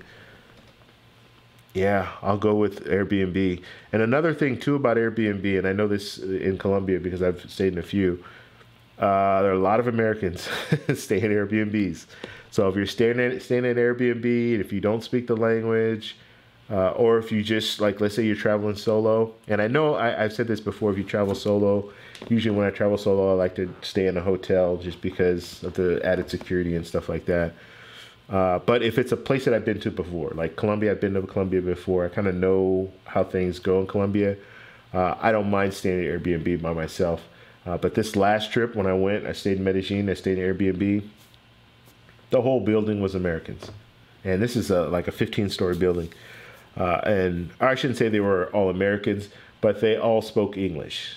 And so it just makes it nice because the first night, when I checked in, I'm talking to because this apartment complex has like security at the bottom, at the first floor. So they're the ones that were checking me in, and I'm speaking English, and so a guy comes up to me. He's from Canada. And he comes up, hey, I hear you speaking English. Blah, blah. Strike up a conversation with him, which led to later that night came back down, and we all hung out, and he's from Canada, and then like 4 or 5 other guys from the U.S., and so we're all just having a good time. So that's another good thing too. All right, let's move forward here. Do any of you spend your points via Chase Sapphire, Experience, Marriott Moments, Hyatt? Yeah, you know what, David? I've never spent my points on any of those like different experiences. I'm too much into travel. I don't know if I would want to do that. Yeah, that's just me, but yeah, I don't know if I'd want to do that. Okay, I kind of lost everything here. Push me all the way down here. Okay. I think I missed all these questions or what? Okay, let me find my place. I hate this. Sometimes it just shoots you all the way down to the bottom, and then I miss everything. And I think there's some questions in here that I actually didn't even look at. Points chatter, what's going on? I have a JetBlue Plus card, and one of the most underrated benefits is the $100 rebate you get on JetBlue vacations. For example, I booked Fort Lauderdale to CHS and one night in a Holiday Inn for $51 total. Well, that's cool. Yeah, you know what? That I've seen that before. That rebate, that $100 rebate, if you book like their vacation, JetBlue vacations. But that is a good deal. Let's see. Row JetBlue is amazing. The only thing is the flights. Times are crazy. Sometimes, example, I'll be in Medellin on my 30th, but I arrived at 2 a.m. in the morning. Same thing when I got to Peru. Yeah, so so Rose is talking about JetBlue, and they do have some crazy times where, yeah, what do you do when you get to your destination at 2 in the morning? Yeah. I guess if you're staying at Airbnb, you can just go check in. They might even allow you to do that if they have like security at the bottom there. JetBlue card is my second favorite, and my Amex Platinum. So, Ro, let's see. So you've been to Medellin, so that's cool. So how do you like Colombia? Why don't you tell us about Colombia too? So it's not just me talking about Colombia. Let's see. JetBlue card is my second favorite. My Amex Platinum, a couple every year. There's a transfer bonus of about 30%. Okay, that's cool. Dante waiver. What's going on, Dante? Are there any other airline companion pass unlimited flights, or only Southwest companion pass? I don't have any of the cards that have companion pass, so I couldn't answer that for you. I just know that Alaska does have one, and they were talking about Delta having one as well. But I believe Alaska's only one. It's like a one-time thing that you can do the companion pass once per year. Let's see. Rule thanks Germany. Reserve has the first bag free as well. Let's see. Yes, I downgraded mine to Delta Gold. Okay, so you guys are talking about the Delta stuff. Okay, cool. I'm on it. First class companion needed. What's going on, Marshawn? Don't forget to give this broadcast a thumbs up. Thanks, buddy. I appreciate that. Yes, give me a thumbs up so we can move it up. We're at about 27 now. I'm trying to get over 30. Let's do it. Julio, let's see, David first. I get how you could like Colombia and want to go so many times, but as a YouTuber, don't you want content from as many places as possible? And that's David asking that. So he says he gets how I can like to go to Colombia so often, but as a YouTuber, don't I want to go to other places? Yes, I do. I do want to travel to other places. I do travel to other places. It's like Colombia, and this is another thing about Colombia too, and you can just look on YouTube now. When I travel to different places, I want to be able to capture stuff that not everyone's capturing when it comes to like videos, YouTube videos and stuff like that. So in a lot of cases, you're going to have to go more than once. You're going to have to spend time there in order to develop some of these videos. So if you go one time, like I went to Thailand, I have some videos that I put out on Thailand. I still have tons of video that I shot, but I don't really know that much about Thailand to really give you a good, to really put out a good video. I can put out the stuff that everyone does. Oh yeah, I went to Big Buddha and I went to Bangla Road and all that kind of stuff. But to like get into some in-depth stuff, like I put out a video on Colombia just recently, like last week, where I was just kind of talking about, the title's about Colombia, and I kind of talk about some of the different benefits, not different benefits, some of the different things you might not know about Colombia. And I want to put out videos like that, stuff that's not common knowledge, stuff that's a little more, you have to do a little bit more research on, and you probably can't get that on your first trip.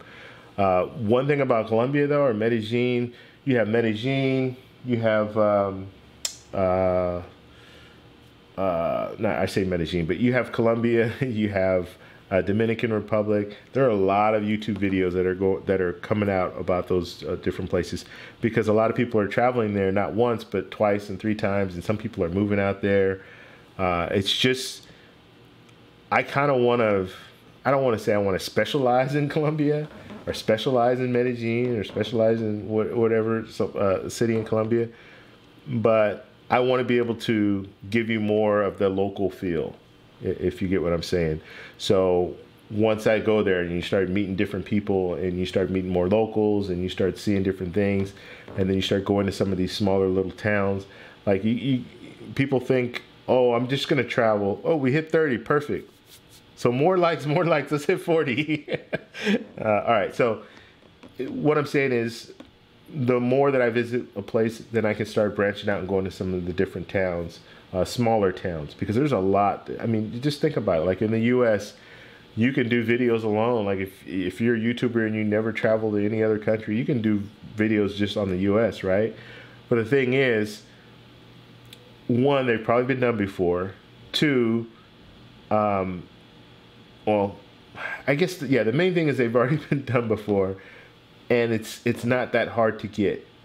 But if you go to Colombia and you go to some of these small towns and you want to do YouTube videos on that, it's probably never been touched before. Like they probably never had any YouTube videos done on them. I just did a YouTube video on a restaurant that I went to, Makura in Laureles. And so I just happened to think, okay, well, let me just look to see. Let me search and see if there's anything that comes up, any videos that come up or any information. Very little information on this restaurant. It was a fantastic restaurant. The food was excellent. And it's in a nice area. It's in La Setenta area in Laureles, Medellin, which is a very happening place, but no YouTube videos on it. So I got the first YouTube video out about it, right? And so that's the kind of stuff that I'm looking for. So I don't want to keep preaching on that, but yes, I do continue to keep going back to Colombia. And ultimately, I would love to spend time there. Once I do retire, go out there and you can spend up to 6 months, a year out there. So you can get a visa. You get a 90-day visa as soon as you get there with your passport. And then you can extend it for another 90 days so you can spend that 6 months out there. So I'd like to spend a lot of time in Colombia. I think it's that much worth it, I guess. Julio, yes, I agree. Many countries, I feel rich, like Mexico, Thailand, Colombia, Chile. Yeah, it does. Yeah, I don't know. And let me just give you an example. I went to Costa Rica. Did I even I don't even think I put a video out on Costa Rica, which is shame on me because I shot a lot of footage. And I went to Costa Rica last year, and I didn't put anything out. Like, I still have the video, and I need to put some stuff together and put out something. But yeah, I don't know. Like, there's some places that I traveled to, and it's just like, I got some video, nothing really interesting. It's kind of boring, and I just don't put videos out on it. So, all right. Oh, let's see. Jeremy, I found it hard, the companion pass route. Okay, so you guys are talking about the companion pass. Clintus, what's up? Why go to Colombia all the time? I say go where you're treated the best. Yeah. Yeah, that's what, I mean, there are a lot of different places. There are a lot of places that people, I have a buddy right now. He loves going to Aruba, okay? And I've been to Aruba. I went with him, actually. I think it was last year, early last year. And I had a good time. I liked Aruba, but he loves it. Like, he goes every year, he goes to Aruba. And this is like, we all have our different things. Like me, I love Colombia, and I think there's so much to offer there. And I do want to go to, there's so many different places that I want to go to in Colombia. So I'll keep going back. Aruba was nice, but Aruba is Aruba. It's a small little island. We pretty much drove the whole island when we were there. So you don't have anything else to do once you, I don't know. Like, for me, I don't like seeing the same thing over and over and over again. I would at least like for instance, I like going to Medellin. I'll continue going back to Medellin, but I'll go to Medellin and another city, Medellin, and then like so I'll travel out to Medellin, spend a few days there, and then go to another city where I've never been before, and then maybe come back to Medellin and then fly home, stuff like that. But when it comes to like a small island like Aruba, yeah, you go there and it's the same island. Like my buddy, he's there right now. Every year they go to Aruba. So, all right, let's see. What's up, Knight? Have you ever been to the Philippines? I have not been to the Philippines, and I am interested in going to the Philippines. So at some point I will, but I haven't been there yet. Let's see. Alternate Illusions, what's going on? Thailand is my go-to place. I have a friend there now, as well as I can live like a king. Yes, and that's another thing too that kind of makes it a place where you kind of feel like, yeah, I want to keep going back, because you start meeting friends, you start meeting people there, and you start having friends there, and then you have them on your Facebook, and you have them on Instagram, and they're posting pictures, and they're telling you about this, and they're telling you about that, and yeah, it kind of gets you to that point where you start thinking, you know what, I want to go, like I want to go back, I want to go back there. Let me plug my phone in before it goes guys. So, yeah, that's kind of how I am. I'm the same way. But I have not been to the Philippines, and I do want to go there. I think it would be it'd be a nice place to visit. In Thailand, I like Thailand. The only issue that I have with Thailand is, and this is just me, I guess, I don't consider myself a picky eater, but I wasn't really digging the food, so that kind of, I couldn't find anything that I really liked there. And I know that might be amazing to some people, because it's like Thailand's supposed to have some of the greatest food, but yeah, for me, I didn't really dig it too much.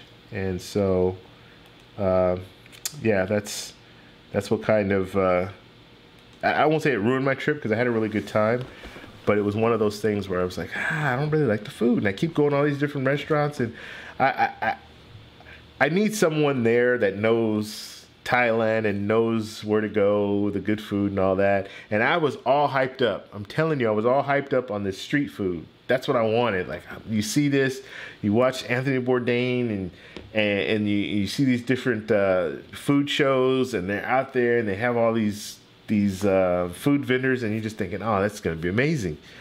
And I get there, and it didn't look appetizing. It didn't look appetizing. It didn't smell appetizing. And so I didn't eat any of that. The only thing I ate off of like a street vendor was, they had like ice cream. And this guy, he was making this, he made this ice cream. And it was funny because it came out like a block, like if you think like a large block of butter, that's what it looked like. And so he'd just pull it out of his little ice chest thing and cut it up and grab these sticks and stick these sticks in there. And there's your ice cream. So, yeah, but I'm all about, like, I think what really makes these certain countries like Thailand and Colombia and the Philippines and some of these countries, what makes them so enticing is the fact that your money goes so far. And that's what blows my mind, because there are a lot of places that I like to travel to. Like, I went to Paris. I had a good time in Paris. Had some of the best places to take pictures. You have all these historic buildings and all that stuff. The only thing about Paris is it's over photographed. So everything there has been photographed. That's another thing I love about Colombia. There's a lot of untouched areas that have never been photographed.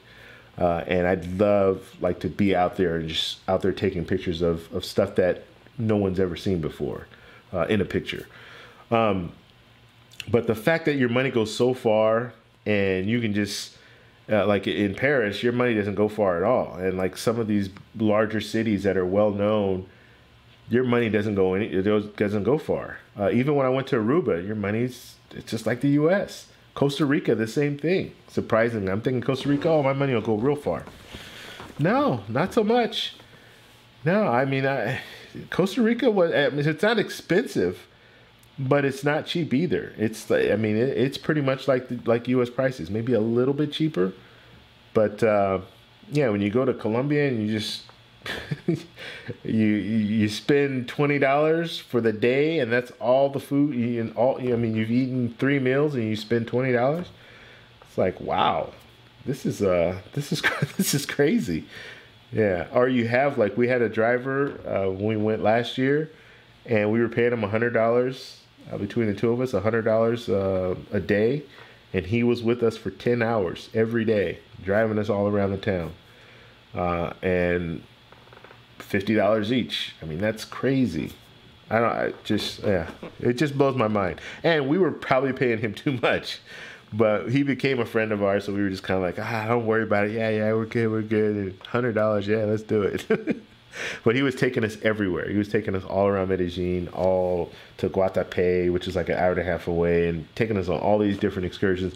We would basically just tell him, hey, look, we want to go here, here, and here today. And he'd be like, okay. And he'd take us, and we had our private tour guide. Okay. Let's see. Seven, what's going on? I haven't seen you in a while, Seven. How's everything going? Thailand, but it's so far away. Yeah, and I agree with Seven. And he's talking about Thailand. Thailand's nice, but it is far away, and so you have to kind of prepare for that. And you, in situations like that, I want to fly at least business class. I want to be able to lay down and go to sleep. I want to be comfortable on the plane. So, yeah, that's something you need to think about. One good thing about Colombia, it's right here. Like, I can get home in 5 hours. So that's a good thing. So God forbid something happens back home and I need to get home real fast, I can get home. With Thailand, you're 11 hours away, and that's a straight shot. But usually you're going to fly somewhere else first, and then you're going to fly home. So usually it's going to take, my flight up was 24 hours. Not the whole flight, but, like the layovers and all that in between.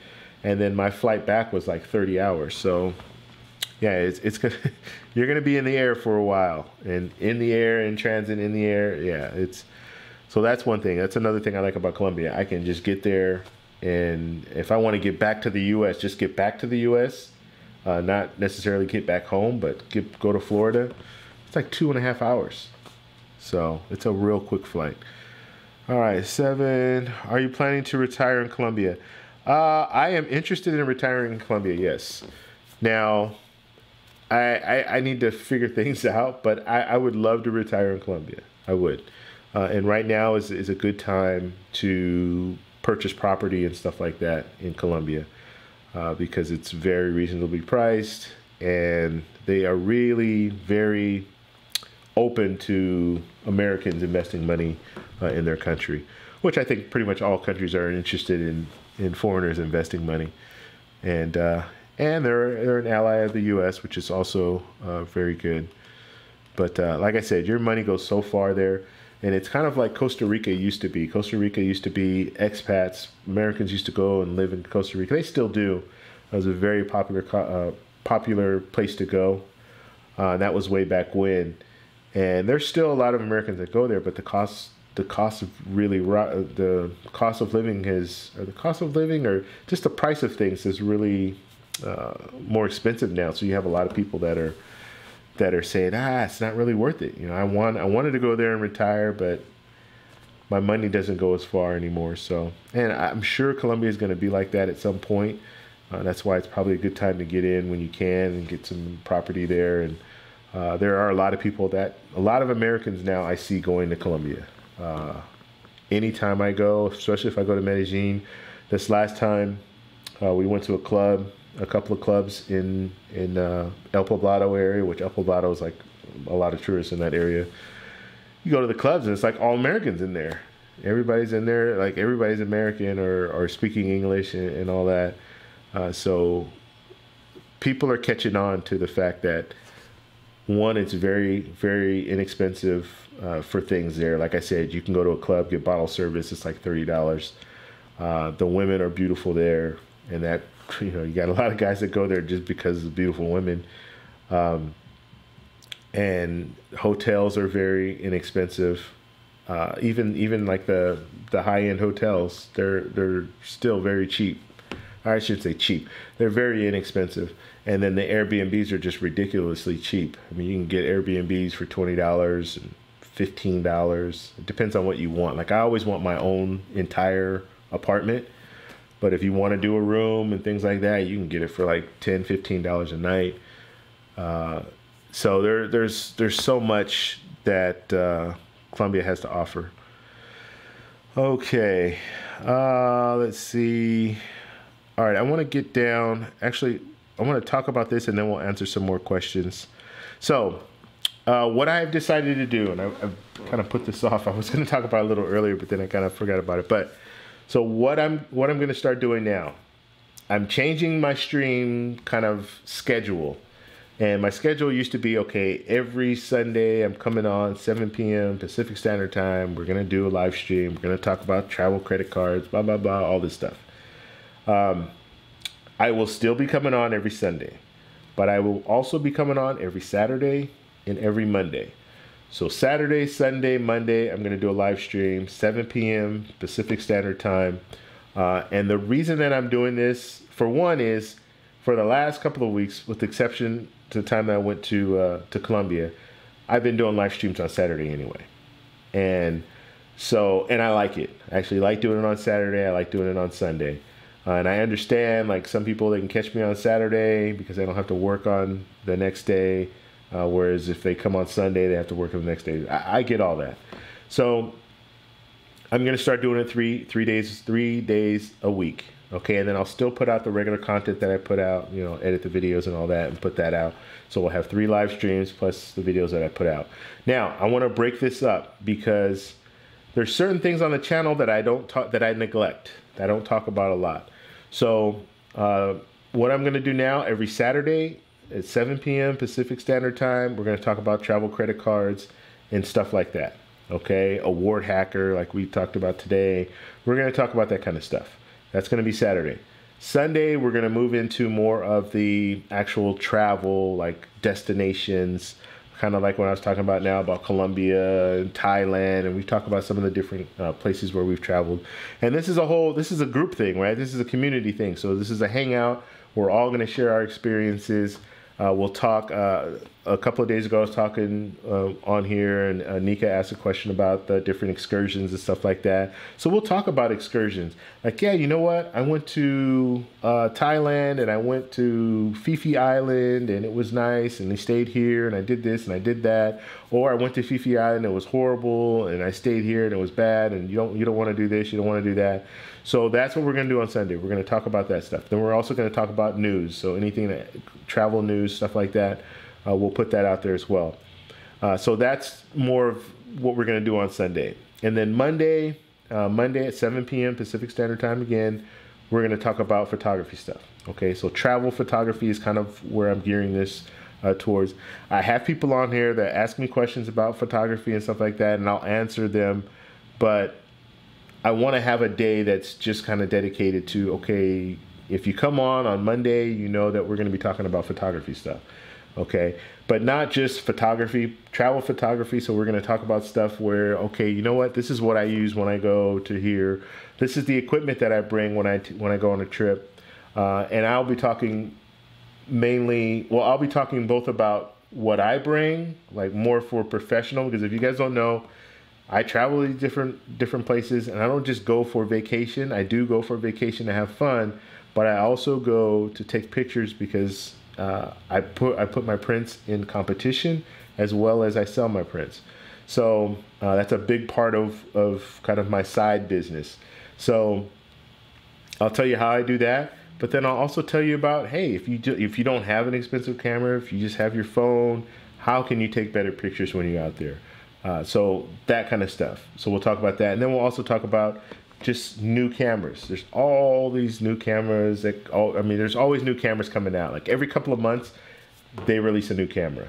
And so we'll talk about that too. We'll get up on, hey, they're releasing this or they're releasing that. Maybe you should wait because the A7S III is coming out. So maybe you shouldn't buy the A6400 and that kind of stuff. And some of this stuff might be over your head. I get it. But I'm hoping to build an audience there too of people who are into travel photography and want to learn more about how to take better pictures when they're out, and then how to do better video too. So I'm not going to neglect, when we talk about photography, it's not just photography, it's going to be photography and video, because there are a lot of people that go out when they travel and they want to get video footage, because you want to share it on YouTube, you want to share it on Instagram, you want to share it with your family when you get home, and you want to edit that video, you want to learn how to do that. So I'll be talking about all that stuff, because I do all that stuff on a regular basis. And so that is part of the channel. So we have the travel, we have the exploration, and then we have the photography. That's what the channel is all about. So I do want to talk about that as well, and show you guys, walk you through how I do things and how much I pay for cameras, and as well as, like, if you are a beginner when it comes to photography and you don't want to like know everything about photography, but you want to get a good camera so when you go travel, you can feel confident about taking pictures and think, hey, you know, I can get these pictures because I have this, or I shouldn't say it. I shouldn't even say it like that. That was the wrong thing to say. But like, the camera's not going to make you take better pictures. But what I mean is, you can get a camera that will give you the capability of taking really good pictures. If you still need to know what you're doing though. So that's what I want to focus on. So that's what we're going to do. We're going to have 3 nights, and I'm going to work this, and it's going to be, I'm going to be busy, but I'm going to do it for you guys. We'll put it out there, and then we'll share our stories and all that. And if you guys have questions and stuff like that, you know, we can discuss it in the chat. So we'll have 3 different days, 3 different topics, and hopefully that will work. And let me know if you guys have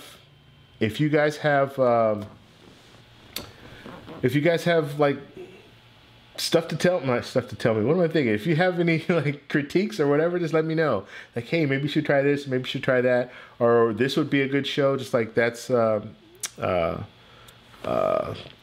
forgot your name. Why can't you have a regular name? That's that guy. There you go. Like, that guy was saying, hey, you should do a video on comparing the Ultimate Rewards portal to the award hacker, stuff like that. Put it out there. Let me know. Either put it in the comments or put it in the chat, and I'll hopefully, like, usually what I'll do is I jot it down after the show, and then we'll see about talking about it, because it's definitely something that I want to put out, stuff that you guys are interested in, and discuss stuff that you guys have mentioned in the past. Okay. Let's see, Jeremy, I get access to Delta lounges with my Amex Platinum, so that benefits voided me. I don't fly enough to ever worry about hitting status with airlines.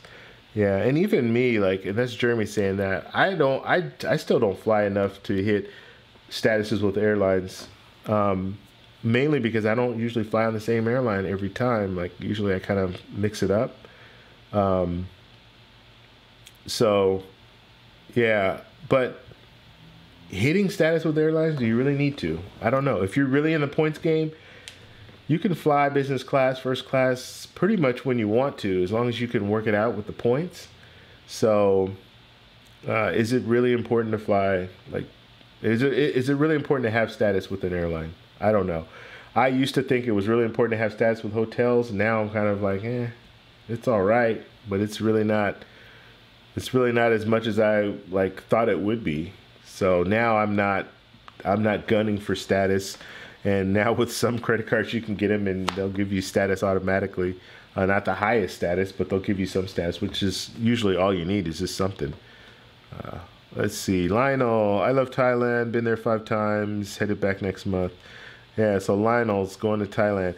Yeah, and it's funny because, just, I guess, in my world, I don't know, I see a lot of people love Thailand and a lot of people love going to Colombia. Like, those are the two, for like digital nomads, people who work online and stuff like that. Those are kind of the 2 popular destinations to go to, mainly because it's cheap to live there.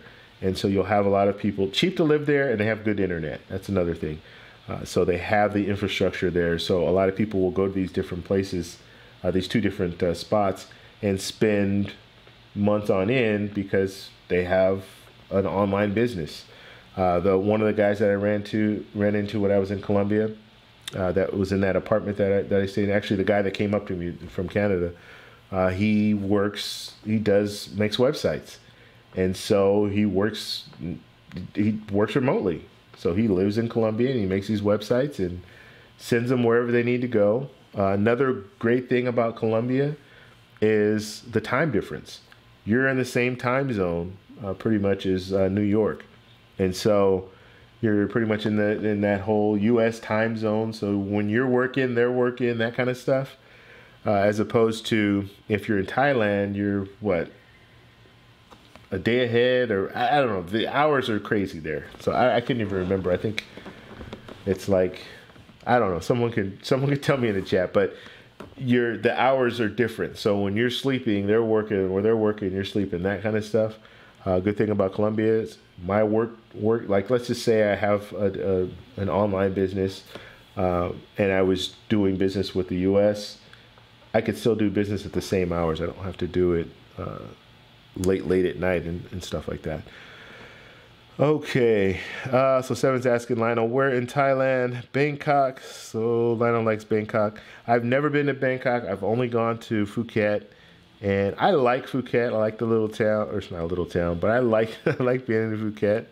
It has a nice little beach there, Patong Beach, and then you have Bangla Road and all that good stuff.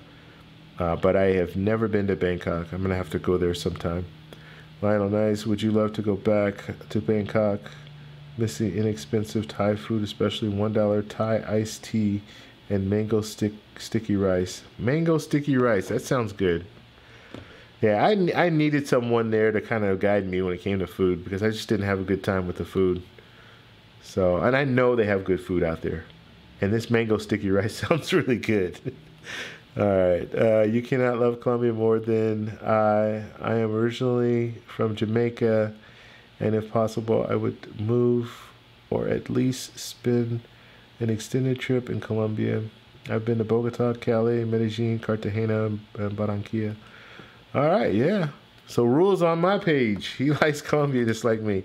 The only place I haven't been where you've been is Cali, and I do want to go to Cali. Actually, there's a buddy that in our little travel group, he just moved to Cali, and he's been there for about 3 weeks.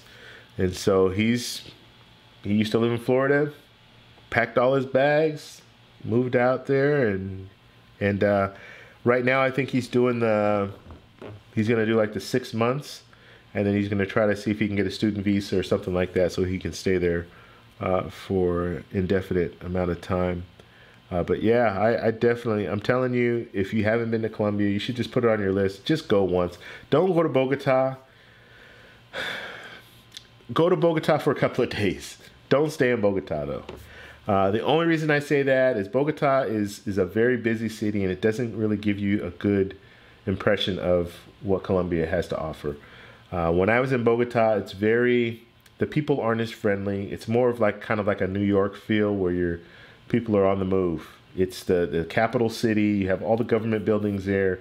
You have a lot of dignitaries there from all other countries and all this stuff. So it's not as warm feeling. Like people aren't as friendly and stuff like that in Bogota. That was my experience. I was only there for a few days. It's very cold at times. You're in high elevation. You're like in the mountains. So the air is very thin. So you walk around and you like get short breath. You run up a flight of stairs, you get short breath. That kind of stuff. There's some pretty good lookouts. Like they have some nice places where you can go and look out and see the whole city. So that's pretty nice. They have a salt mine there in Bogota. I would recommend, not in Bogota, it's outside of Bogota, but you can go to a salt mine there's like a church built into this salt mine, which is pretty cool. So I would recommend doing that. But Bogota is not. You want to go somewhere else. You want to go to Cartagena. You want to go to Medellin. Those are the two destinations that I would highly recommend because they give you more of a Colombia, it shows you more of what Colombia has to offer, especially Medellin. Medellin is an incredible place. And it's funny because Medellin is not near water. I mean, the only water is at Guatapé, which Guatapé is like an hour and a half away. And it's not like, it's a river. it's not ocean or anything like that. So you're not going to be by ocean at all in Medellin, but it's just worth it to go there just to experience it. It's a nice place. All right. So Rule, yeah, we both love Colombia. So, and I'll be going back, like I said, in August for the Flower Festival in Medellin. So I'll be there for that. Lionel, let's see. You are so right, 7. Thai tea is the best. I didn't have any Thai tea when I was there either. I've had Thai tea, but out here in Southern California, but I haven't had Thai tea out there. We're in Vietnam. Vietnam's a place I'd like to go to too, or go to as well. Let's see. I go to Vietnam every other year. I really like Central Vietnam. Yeah, it's not crazy like Hanoi. Yeah, I do want to go to. I want to go to Vietnam. That's definitely on my list. HCM this time, and what's going on, Braveheart? It's the thing with going to Thailand, Vietnam, and we kind of talked about it. Philippines. It's just a long flight, so I have to prepare myself, and I have to get my points ready too. Like I have to get my points right in order to say okay. I need to fly business class or first class to go to those places. Ideally, that's what I want to do. So I usually, if I'm going to do that, it's going to be once a year. I'll set up a trip and go that far. But that's a definite business class flight. Let's see. I mean, that's. Let's see. Lionel, love the iced tea, chai tea. Do many people use packing cubes? So Jeremy's asking, do you guys or do many people use packing cubes? I will say for myself, I use packing cubes every time I travel. I just started doing it like about a year and a half ago. I was watching YouTube and I'm like, what are these packing cube things? And I look on there and yes, they are. You gotta use them. If you guys just got in here, please hit the like button if you haven't hit the like button already, so we can bump up in the algorithms. We're at about 26 people now. I want to try to get us over 30 again, so let's see if we can do that. And if you're new to the channel, please hit the like or please hit the subscribe button. And we'll be putting out live streams 3 times a week now: Saturday, Sunday, and Monday. And then I also put out normal content during the week. Okay, so yeah, packing cubes. I use them all the time. And the thing about the packing cubes that I really love is the fact that you can separate all your clothes. So I usually have 3 packing cubes. That's kind of how I pack. And I'll have packing cube for my pants. So let's say I'm doing a carry-on.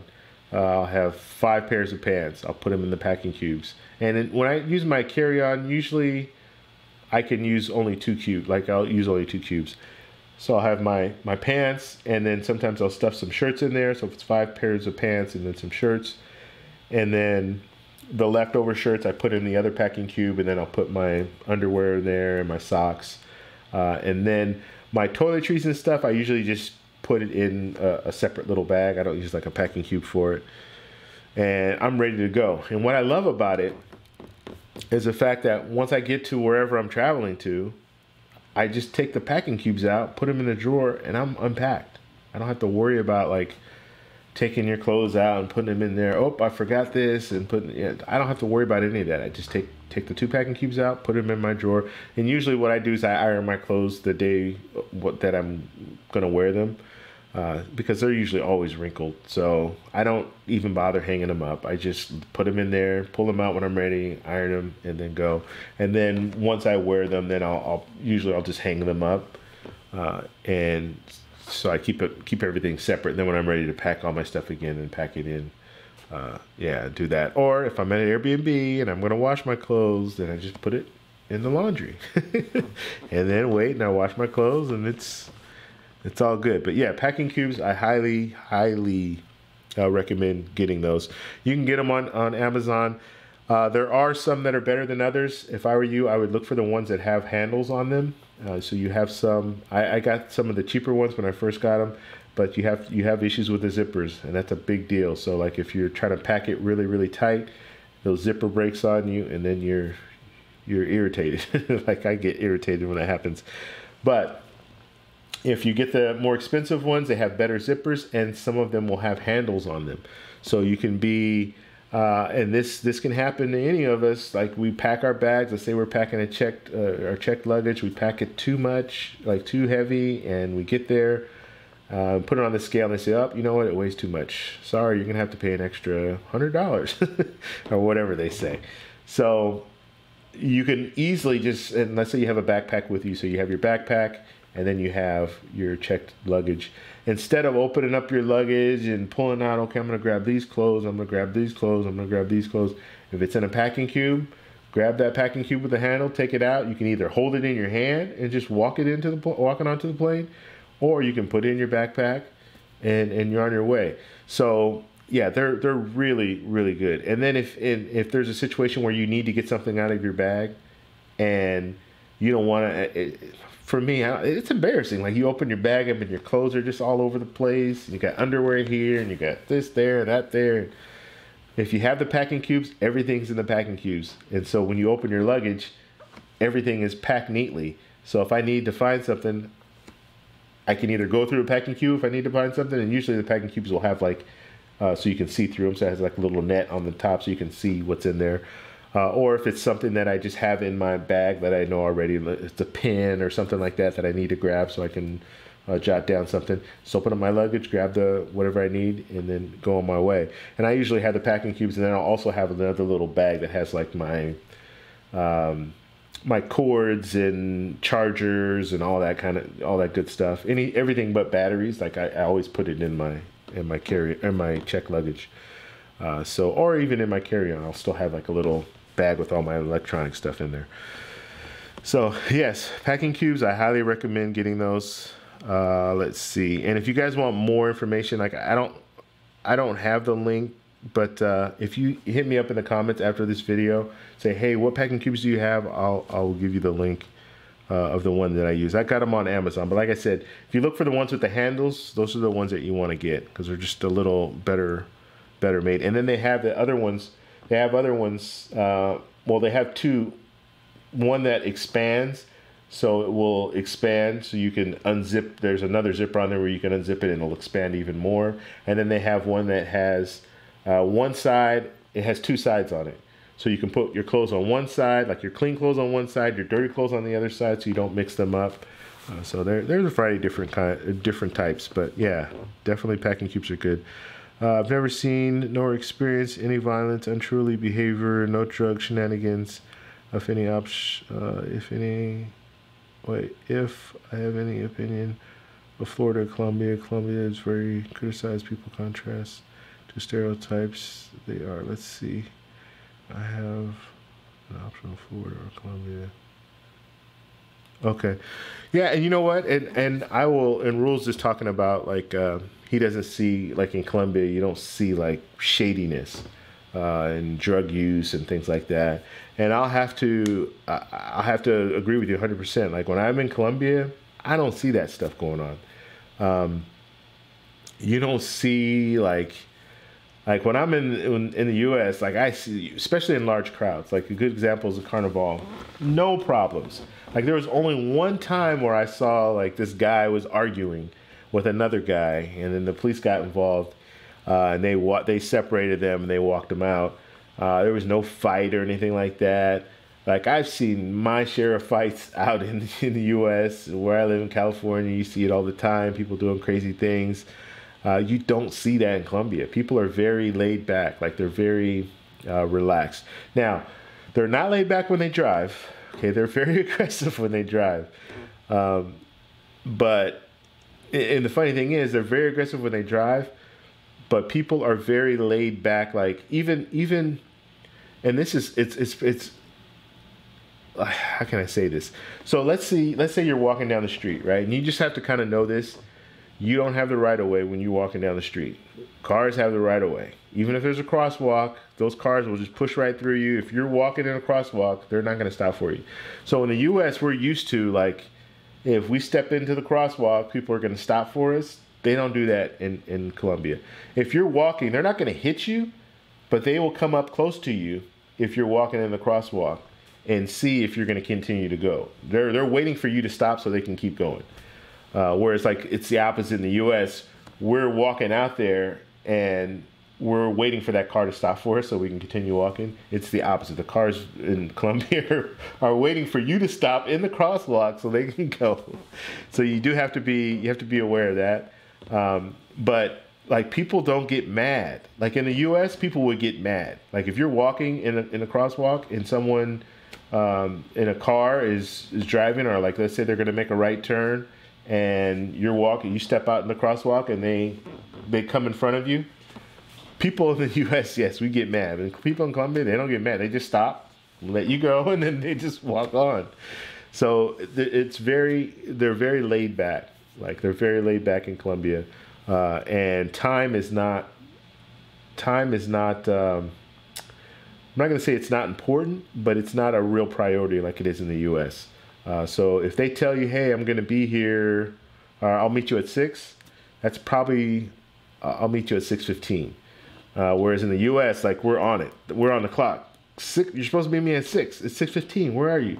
So that, yeah, for in Colombia, it's not that way. Like I've had a few dates in Colombia when I go out there. You know, usually go on a couple dates, and one girl, she actually surprised me because she showed up 15 minutes early, and I'm like, what? She got there before I did. That was a shock because you're always used to people being late. But yeah, it's common that in Colombia people don't show up on time and they don't start things on time. So I don't know. I don't even know why I told that story, but yeah. Let's see. But yeah, no shenanigans there in Colombia. Usually it's and I feel totally safe when I'm there. That's another thing too that is the reason that I really like the place, is I feel comfortable when I'm there. Like I don't feel like I'm being targeted for something or people are trying to do something. I feel totally safe. They have police everywhere. Anywhere you go, there's like any large crowds or any like tourist areas, you're gonna have police there. You have both the military, and then you have like the actual national police, as well as they have like traffic police. So they're there all the time. Like the military guys, they're there. They're just standing around everywhere. Like you'll just see them everywhere you go. You'll see like them standing around. Usually the best way to identify them is they usually don't have a weapon on them. Where a weapon like a handgun, usually the police will have the handgun and they'll be on the motorcycles and they'll be riding around. Usually they're tandem, so you got two guys on motorcycles and they're riding around the city. All right, let's move on here. What kind of travel vaccinations do you need for Colombia? Alternate illusions, good question. I don't know. I never get any vaccinations when I go there. Yeah, I've never got any vaccinations going to Colombia. I don't think there's anything that's required because there's, I've never heard anything. I've never heard them tell me, hey, you need these vaccinations to go. Florida's been there, done that. Rule 7. Do you know the number to the hotel? No. Okay, let's see here. When I fly to Florida, I don't get to cash in. Okay.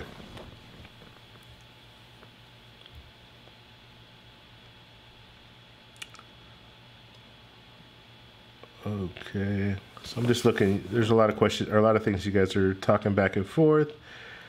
So let's see.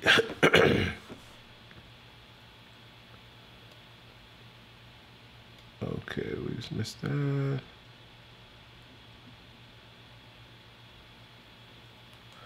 So David asked that about the being late. Yeah, I think I did answer that. I think it's not that bad, but it is kind of a thing. Like people do talk about, and I noticed it. Like I said, I've gone on a few dates where they're late, and it's not late, but yeah, 15 minutes, 20 minutes. And I just think in the U.S., we are very anal when it comes to time. We just are. Like, you can't be late. You're late 15 minutes? What are you doing? Like, you're wasting my time. In Colombia, it's not looked upon like that. And it's kind of like, yeah, I'll get there. It's funny because when we went last year, we had our little guy that was taking us around for 5 days. He took us wherever we wanted to go. But he was always late in the morning, which in some cases it was good because it's like, oh man, I'm tired and I'm waking up, and usually the routine would usually what we would say is the night before we say, hey, okay, yeah, you know what, we're gonna leave at 8 o'clock, 8 in the morning. All right, so we're good, 8 in the morning. And so then we would get back at like six in the evening, 6 at night, and that's when we would tell them, okay, 8 in the morning. And then we would go off and do, like, we'd go, because we were in El Poblado, so we would go to a restaurant, go get something to eat, and then we'd go to the nightlife. We'd be out until like 2 in the morning. And then we'd roll in, go to sleep, and then we were expected to get up so we can go at 8 in the morning. So he was late every day, but it was good because we needed to sleep anyway. And so he would get there when he got there. Usually it's probably about an hour. But the good thing about him is he would let us know, hey, you know, I'm running late. Oh, there's traffic. It's a one-way lane and I can't get through. And so he would have all these excuses, whatever. But he would just tell us, so we knew. It's like, okay, good. We can sleep for another half hour and then get up and go. Or we would tell him, hey, no rush, no worries. We're just getting up, that kind of stuff. But yeah, there is, it's kind of a thing that, yeah, in Colombia, time is not the same as it is in the U.S. Or in like, even when I go to Kauai is another example of where like people are so laid back. Time is not like really important. You know, it's just get there when you get there safe. Don't rush to get here. Just make sure you get there safe. And that's all that matters. Lionel, since I agree about Eagle Creek bags are good as well. Yeah, I don't know the name of the bags that I have. I guess I don't. Yeah, I don't want to go grab. Well, no, I think I have one right here. I'm gonna grab it real quick.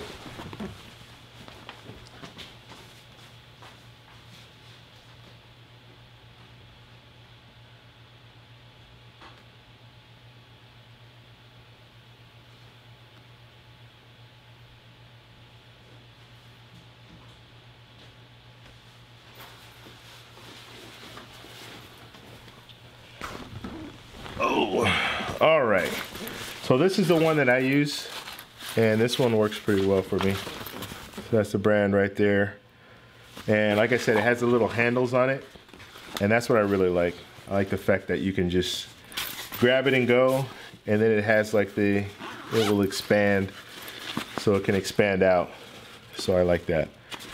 So yeah, and it came, I think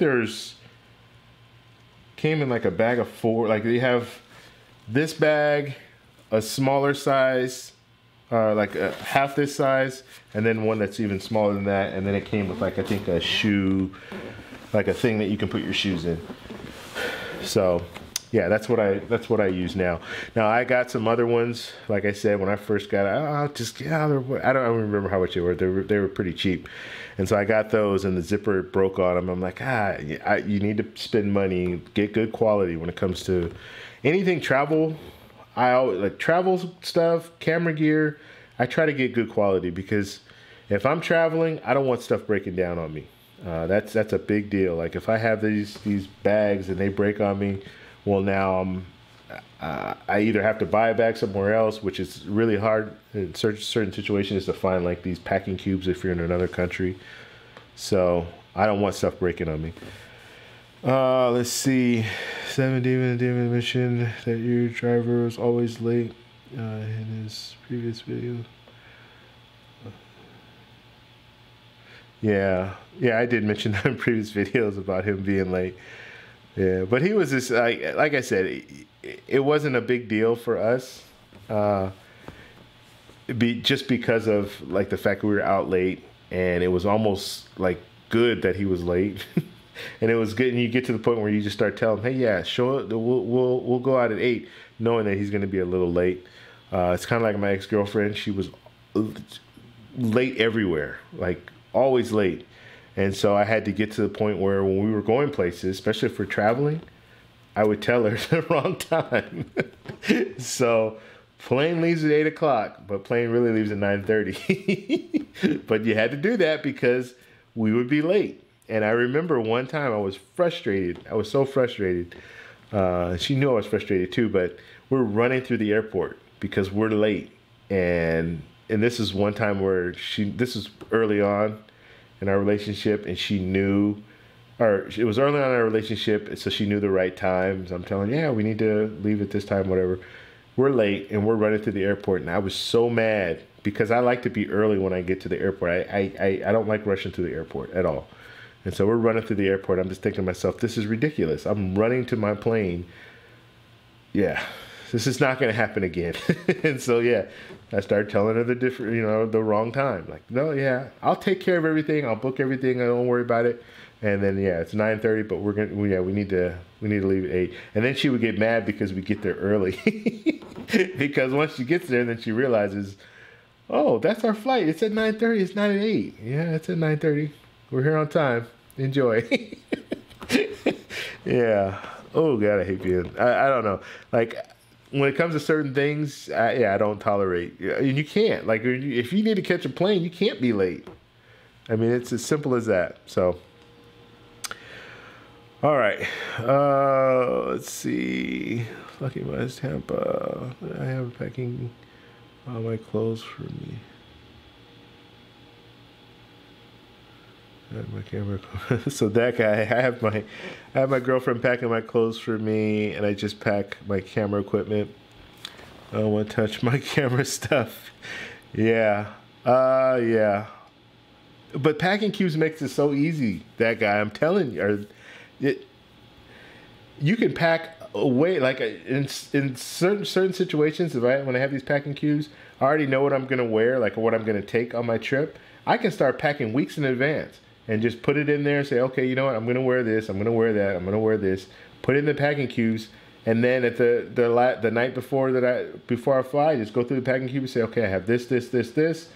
Put whatever extra I need in there and then throw it in my suitcase and I'm ready to go. Plus, with this, like I know this is one side of my carry-on. So this is one whole side. So I know if I pack this full, it's going to be one side of my carry-on, and then I can put another packing cube on the other side, a smaller packing cube, and then my toiletries and stuff in another little bag, and that's my carry-on luggage. So I already know what's going to fit in there.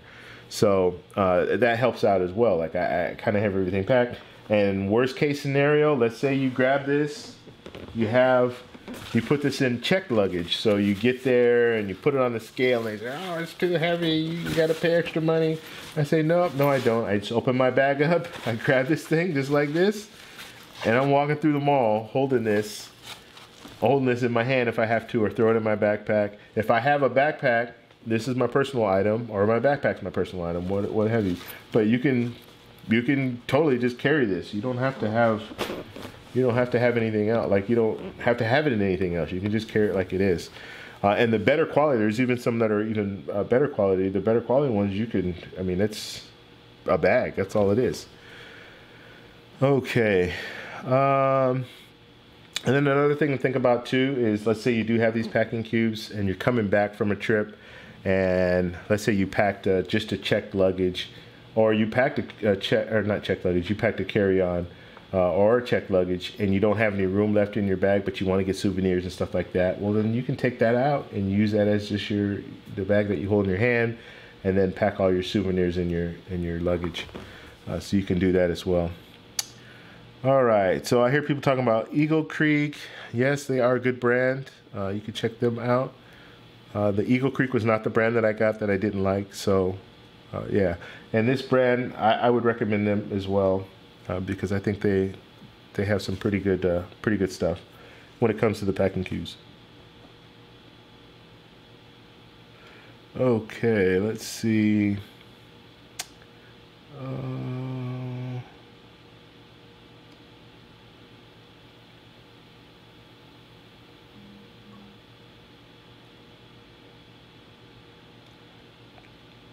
Okay. So just going through some of the questions here, comments.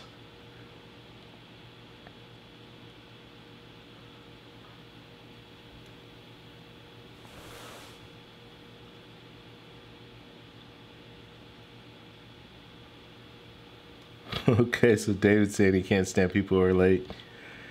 Yeah, it just depends. Like, I don't mind just don't make me late. I don't know. It depends. Like I don't. And if I know it's a thing and I know I'm already going to expect it, like I said, when I go to Colombia, I kind of expect it when you're meeting up with people, then I'm okay.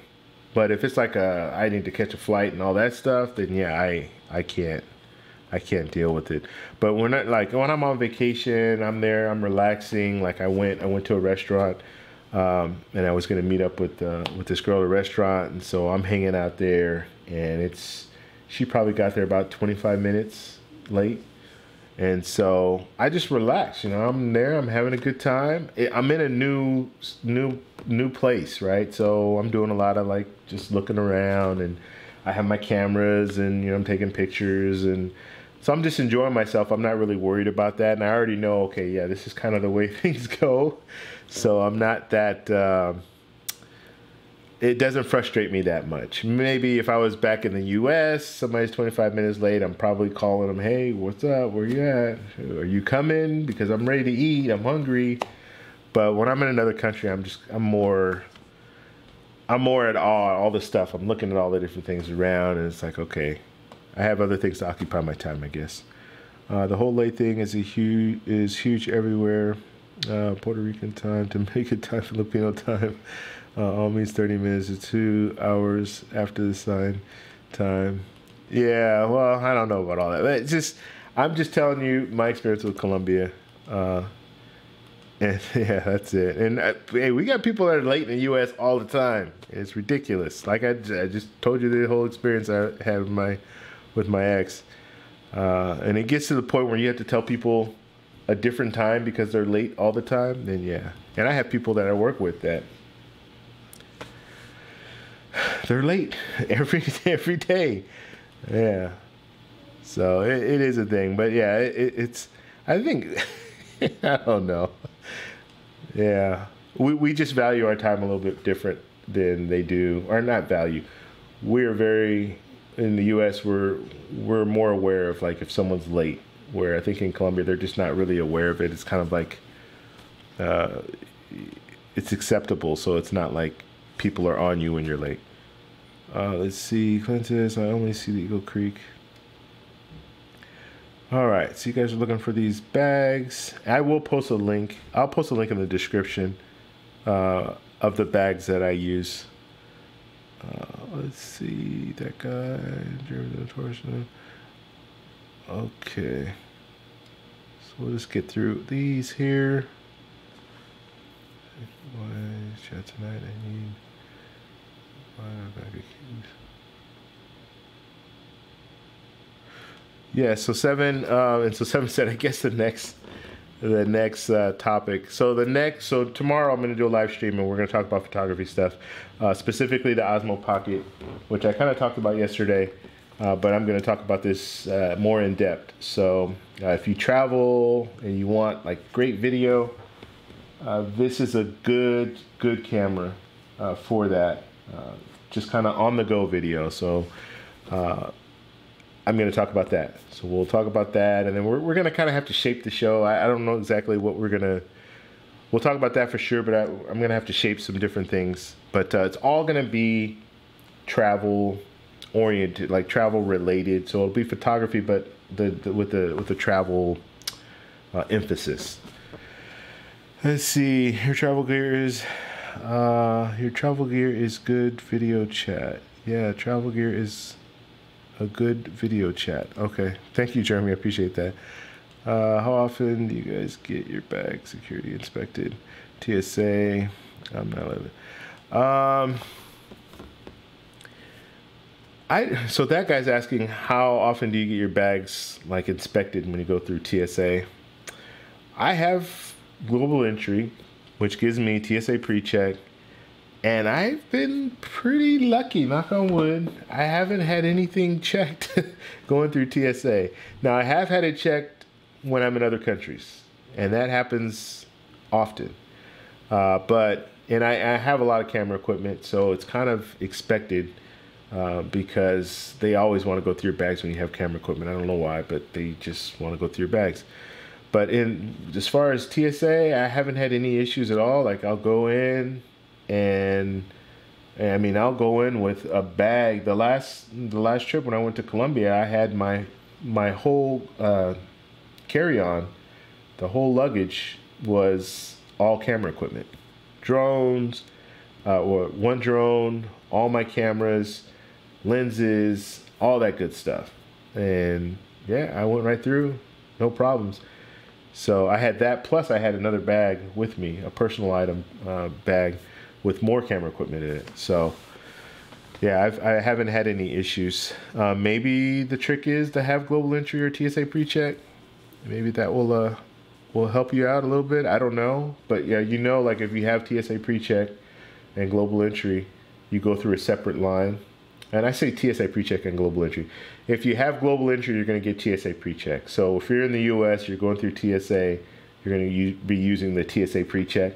So you go through a separate line, and maybe they're just a little more lax than that line, and they're like, okay, they've already done some background on these people, and so maybe we can let them go through when they have their camera equipment. I don't even know, because I haven't gone through the regular lines.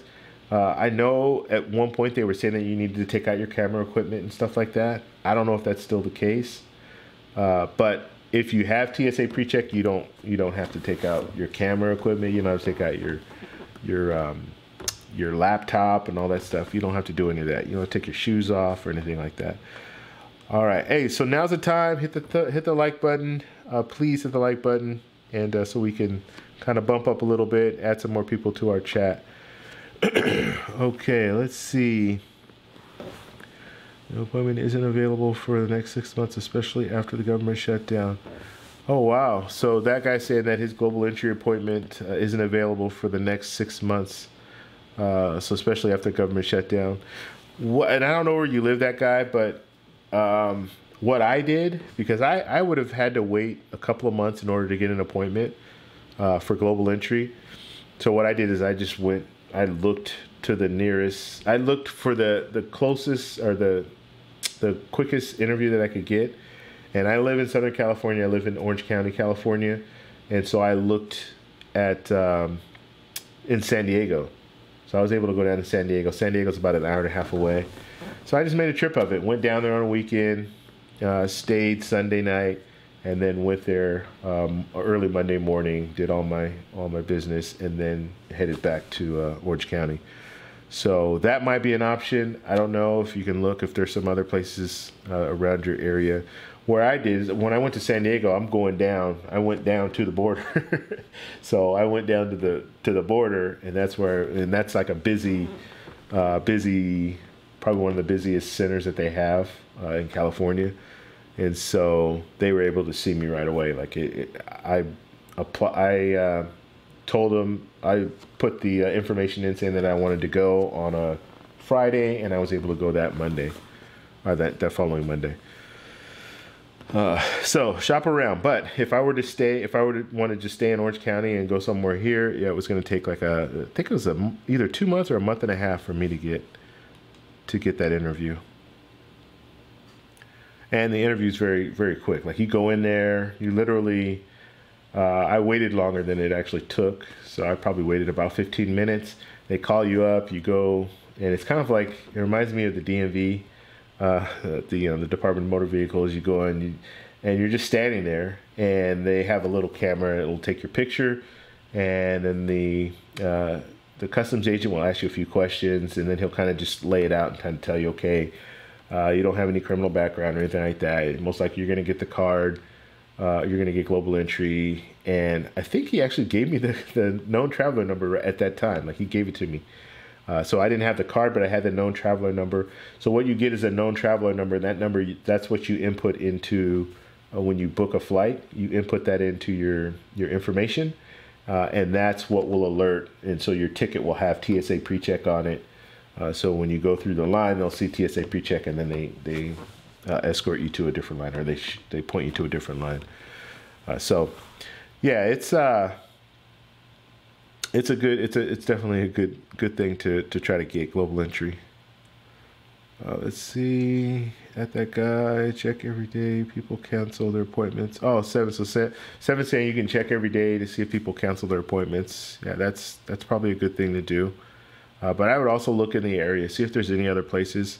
and make a little trip out of it. Go down to wherever, spend a couple days there, and yeah, that's what I did. Went to San Diego, enjoyed myself for the day, and went down there for the interview, and then came home. Yeah, I probably should do that. It just got backed up during daytime. That guy. Okay, yeah, New York airports, TSA are a bit more annoying. Yeah, I haven't been to New York I haven't been to New York. I've only been to New York once, and I was upstate New York. I haven't been to New York City, believe it or not. That's a place I need to go, I know, but I don't know. I haven't gone there. Okay. Yeah, so I hope you guys are going to be able to join me for my live stream. So like I said, that's what I'll be doing. And then let me know how it's going when I start doing it. And if you have ideas and stuff like that, please share them with me so I can really fine tune the live streams. But like I said, Saturday we're gonna talk about travel credit cards and all that stuff. So I'll bring up a few cards and we'll discuss the cards, go over some of the pros and the cons and all that. And then on Sunday, that's when we'll talk a little bit more about more of the exploration stuff. So more of the different destinations. We'll still talk a little bit about points and stuff. So maybe if I know, oh yeah, you know what?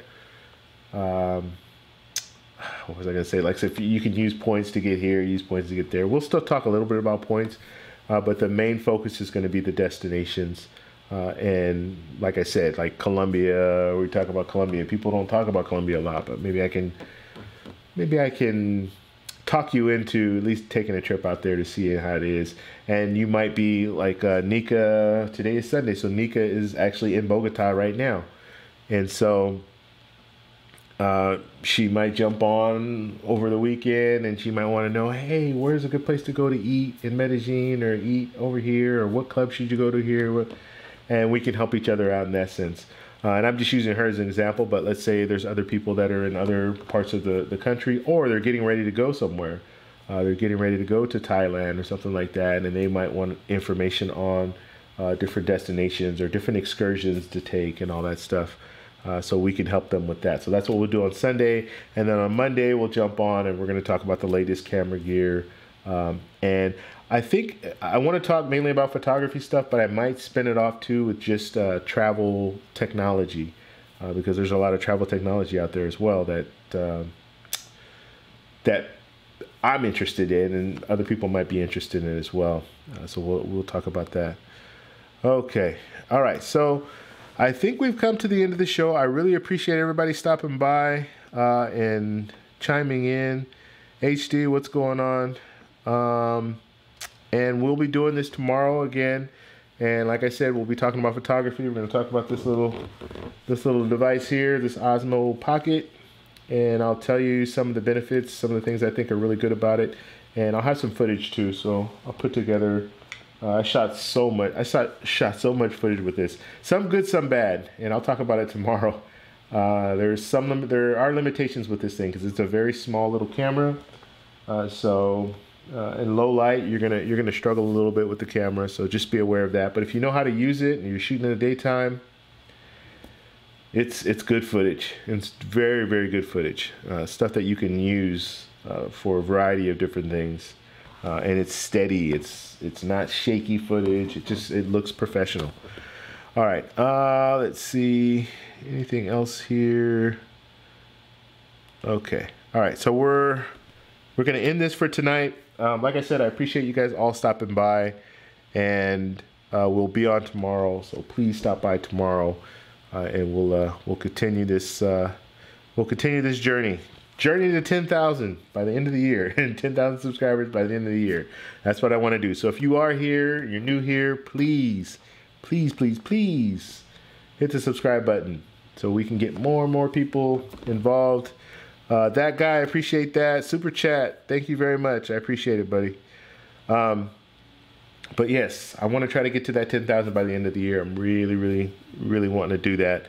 And I say by the end of the year, but as soon as possible. I'm trying to get to that point. So if you are new, please, please, please hit the subscribe button, and then also hit the like button. Even if the chat is over, or even if the live stream is over, still please give me a like if you like the content. That will help me know, hey, I'm doing the right thing. And if I'm not doing the right thing, let me know what I can do to make it better. Okay. And it's funny because like people will give me a thumbs down, and it is what it is. I get it. But if you give me a thumbs down, let me know what I can do to make it better. Or either that or you just don't want to see me. If you just don't want to see me, okay, well, there's nothing I can do. I'm here. I can't really change the way I look. But if there's stuff that you think, hey, you know what? Your show would be a lot better if you did this, or if you had this, or if you had that, or if your background looked better like this, let me know. That's the only way that I can change things, okay? So, yeah, that's all I have for you guys. Thank you for stopping by, and I will be on tomorrow. We'll be talking camera gear. So if you have your camera gear, or if you're interested in camera gear and stuff like that, we're going to talk about it. And I'm not only going to talk about the expensive stuff, I'm going to talk about the inexpensive stuff too. Because me, I'm nuts when it comes to like camera gear, okay? I'm a junkie. Like I buy all this, like this is $350, okay? So it's not that expensive. So it's not out of the price range of a person who is not like a professional. They just want to get out and they want to get good footage. It's not that expensive. There are other cameras that are out there that are $200. Your cell phone is a good camera. Most people know that already. So there are a lot of different things that you can use that for photography and for video that will work. And so that's what I want to talk about here. You don't have to spend a lot of money, and we're going to talk about the things that are the cameras that are inexpensive, and then we'll go all the way up to some of the cameras that are pretty expensive, and how you insure those cameras. Because one big thing is like the camera that I use is the Sony A7R III. That's $3,200 for the camera, $2,500 for the lens, the 7200 lens that I have.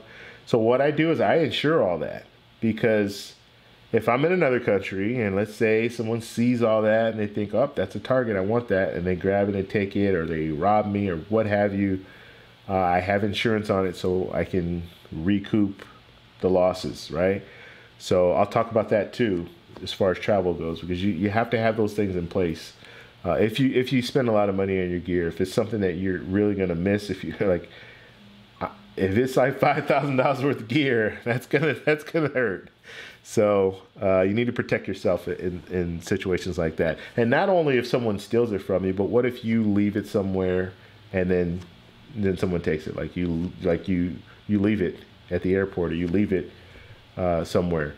So you want to get insurance that also covers you for that. So you can so you'll be okay in that situation. Okay. Jeremy says I insure my watch. Yeah, I just don't wear a watch. Yeah, I just don't. I'm not flashy when I go. I'm not flashy, period. Like, I don't even have a watch on. I don't wear watches. But when I travel, I don't wear jewelry. I don't wear watches. I try to keep it just low key. I don't want to be, even when I have my camera equipment, I have a bag that I carry it in. It's more of like it's a camera bag, but it's like a messenger bag. So I'll carry that when I walk around. I'll pull my camera out and use it, but for the most part, it's going to be in my bag if I'm not using it. I don't walk around just holding it and stuff like that. I don't want to just advertise, so I generally just try to keep that. I try to stay low key when it comes to that. It's funny though. Like the last time I was in Colombia, when I was in El Poblado, so I was in Medellin. We're going to nightclubs and stuff, and it's funny because you totally see. You see these guys, and you know they're from the U.S., and they are, because I talked to a few of them. But you see them, and they're flossing. They got their gold chains and all this, and it's like, oh, come on, man. Like, you're just advertising. You can have people trying to, take stuff from you. So, I don't do the flashy thing. I'm not, yeah. And you really shouldn't. When you go to other countries, you just shouldn't. And I'm not, just talking like Colombia is, they're going to take things from you. I've never had that experience. There's only one person that I've ever talked to that had an experience where someone took his phone. But that kind of stuff happens everywhere, okay? In the U.S., the same thing happens. You can go to downtown L.A., or you can go anywhere where there are a lot of tourists, and you're going to have people that are going to try to take things from them. And the first thing they're going to look for is people who are targets, like that have the gold and chains and all that stuff. They're going to look for those people first, and then try to victimize them. Maine, what's going on? Where were you? We talked about awardhacker. So I like the site. I appreciate you giving me that heads up there. I finally got a chance to look at it last night, and it's good. Yeah, it's definitely good. I will be booking a flight to Hawaii, and I'll be doing that probably in the next couple of weeks. I'm just waiting to hit my bonus on the United Explorer card. So once I hit that bonus, then I'll be looking on there, and I'll book my flight. So I'm gonna go there first because I saw they had some real good deals with like Singapore Air as far as points. So I'm gonna look through them first and then try to see if I can work that out. But yes, I appreciate you putting that out there, because it's definitely a good site to look at. I think it was you, right? I think it was you that brought that up. Let's see. The Airlines members operates the U.S. Maine. Also, every airline has its own mileage program and their own award charts. That's why you can get better rates. Okay, all right, yeah. And so, Maine, if you get a chance, watch, like, after this live stream, kind of go back and just watch what I did, what I talked about on the award tracker or award hacker. This is the first time that, like, I looked at it last night and kind of did a little bit, but this is the first time I actually kind of went through some stuff. So I'm sure I missed some stuff, and you have more knowledge than I do when it comes to it. So just take a look at that, and then let me know some of the stuff that I missed. And when I come on next week, then maybe we can go through some other stuff, maybe some stuff that I missed. So just kind of look at it, just, you know, critique my work and let me know the stuff that I missed.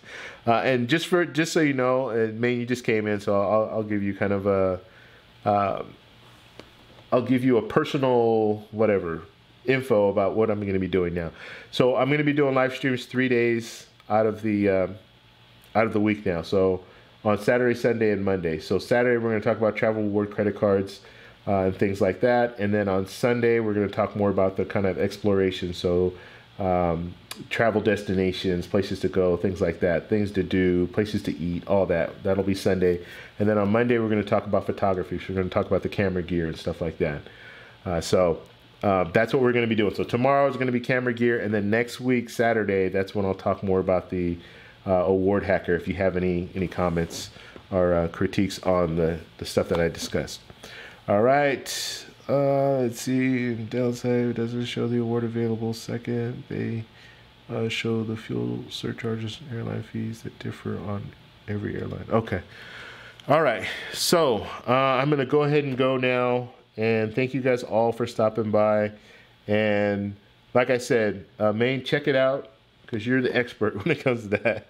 Check it out and let me know. Let me know what I can correct. You can put it in the comments if you want on the live chat, or on the video, and then we'll go from there. Okay. Before you guys go, if you haven't liked the video, please do so, and please subscribe if you're new to the channel. And that's all I have. I will talk to you guys later. Bye.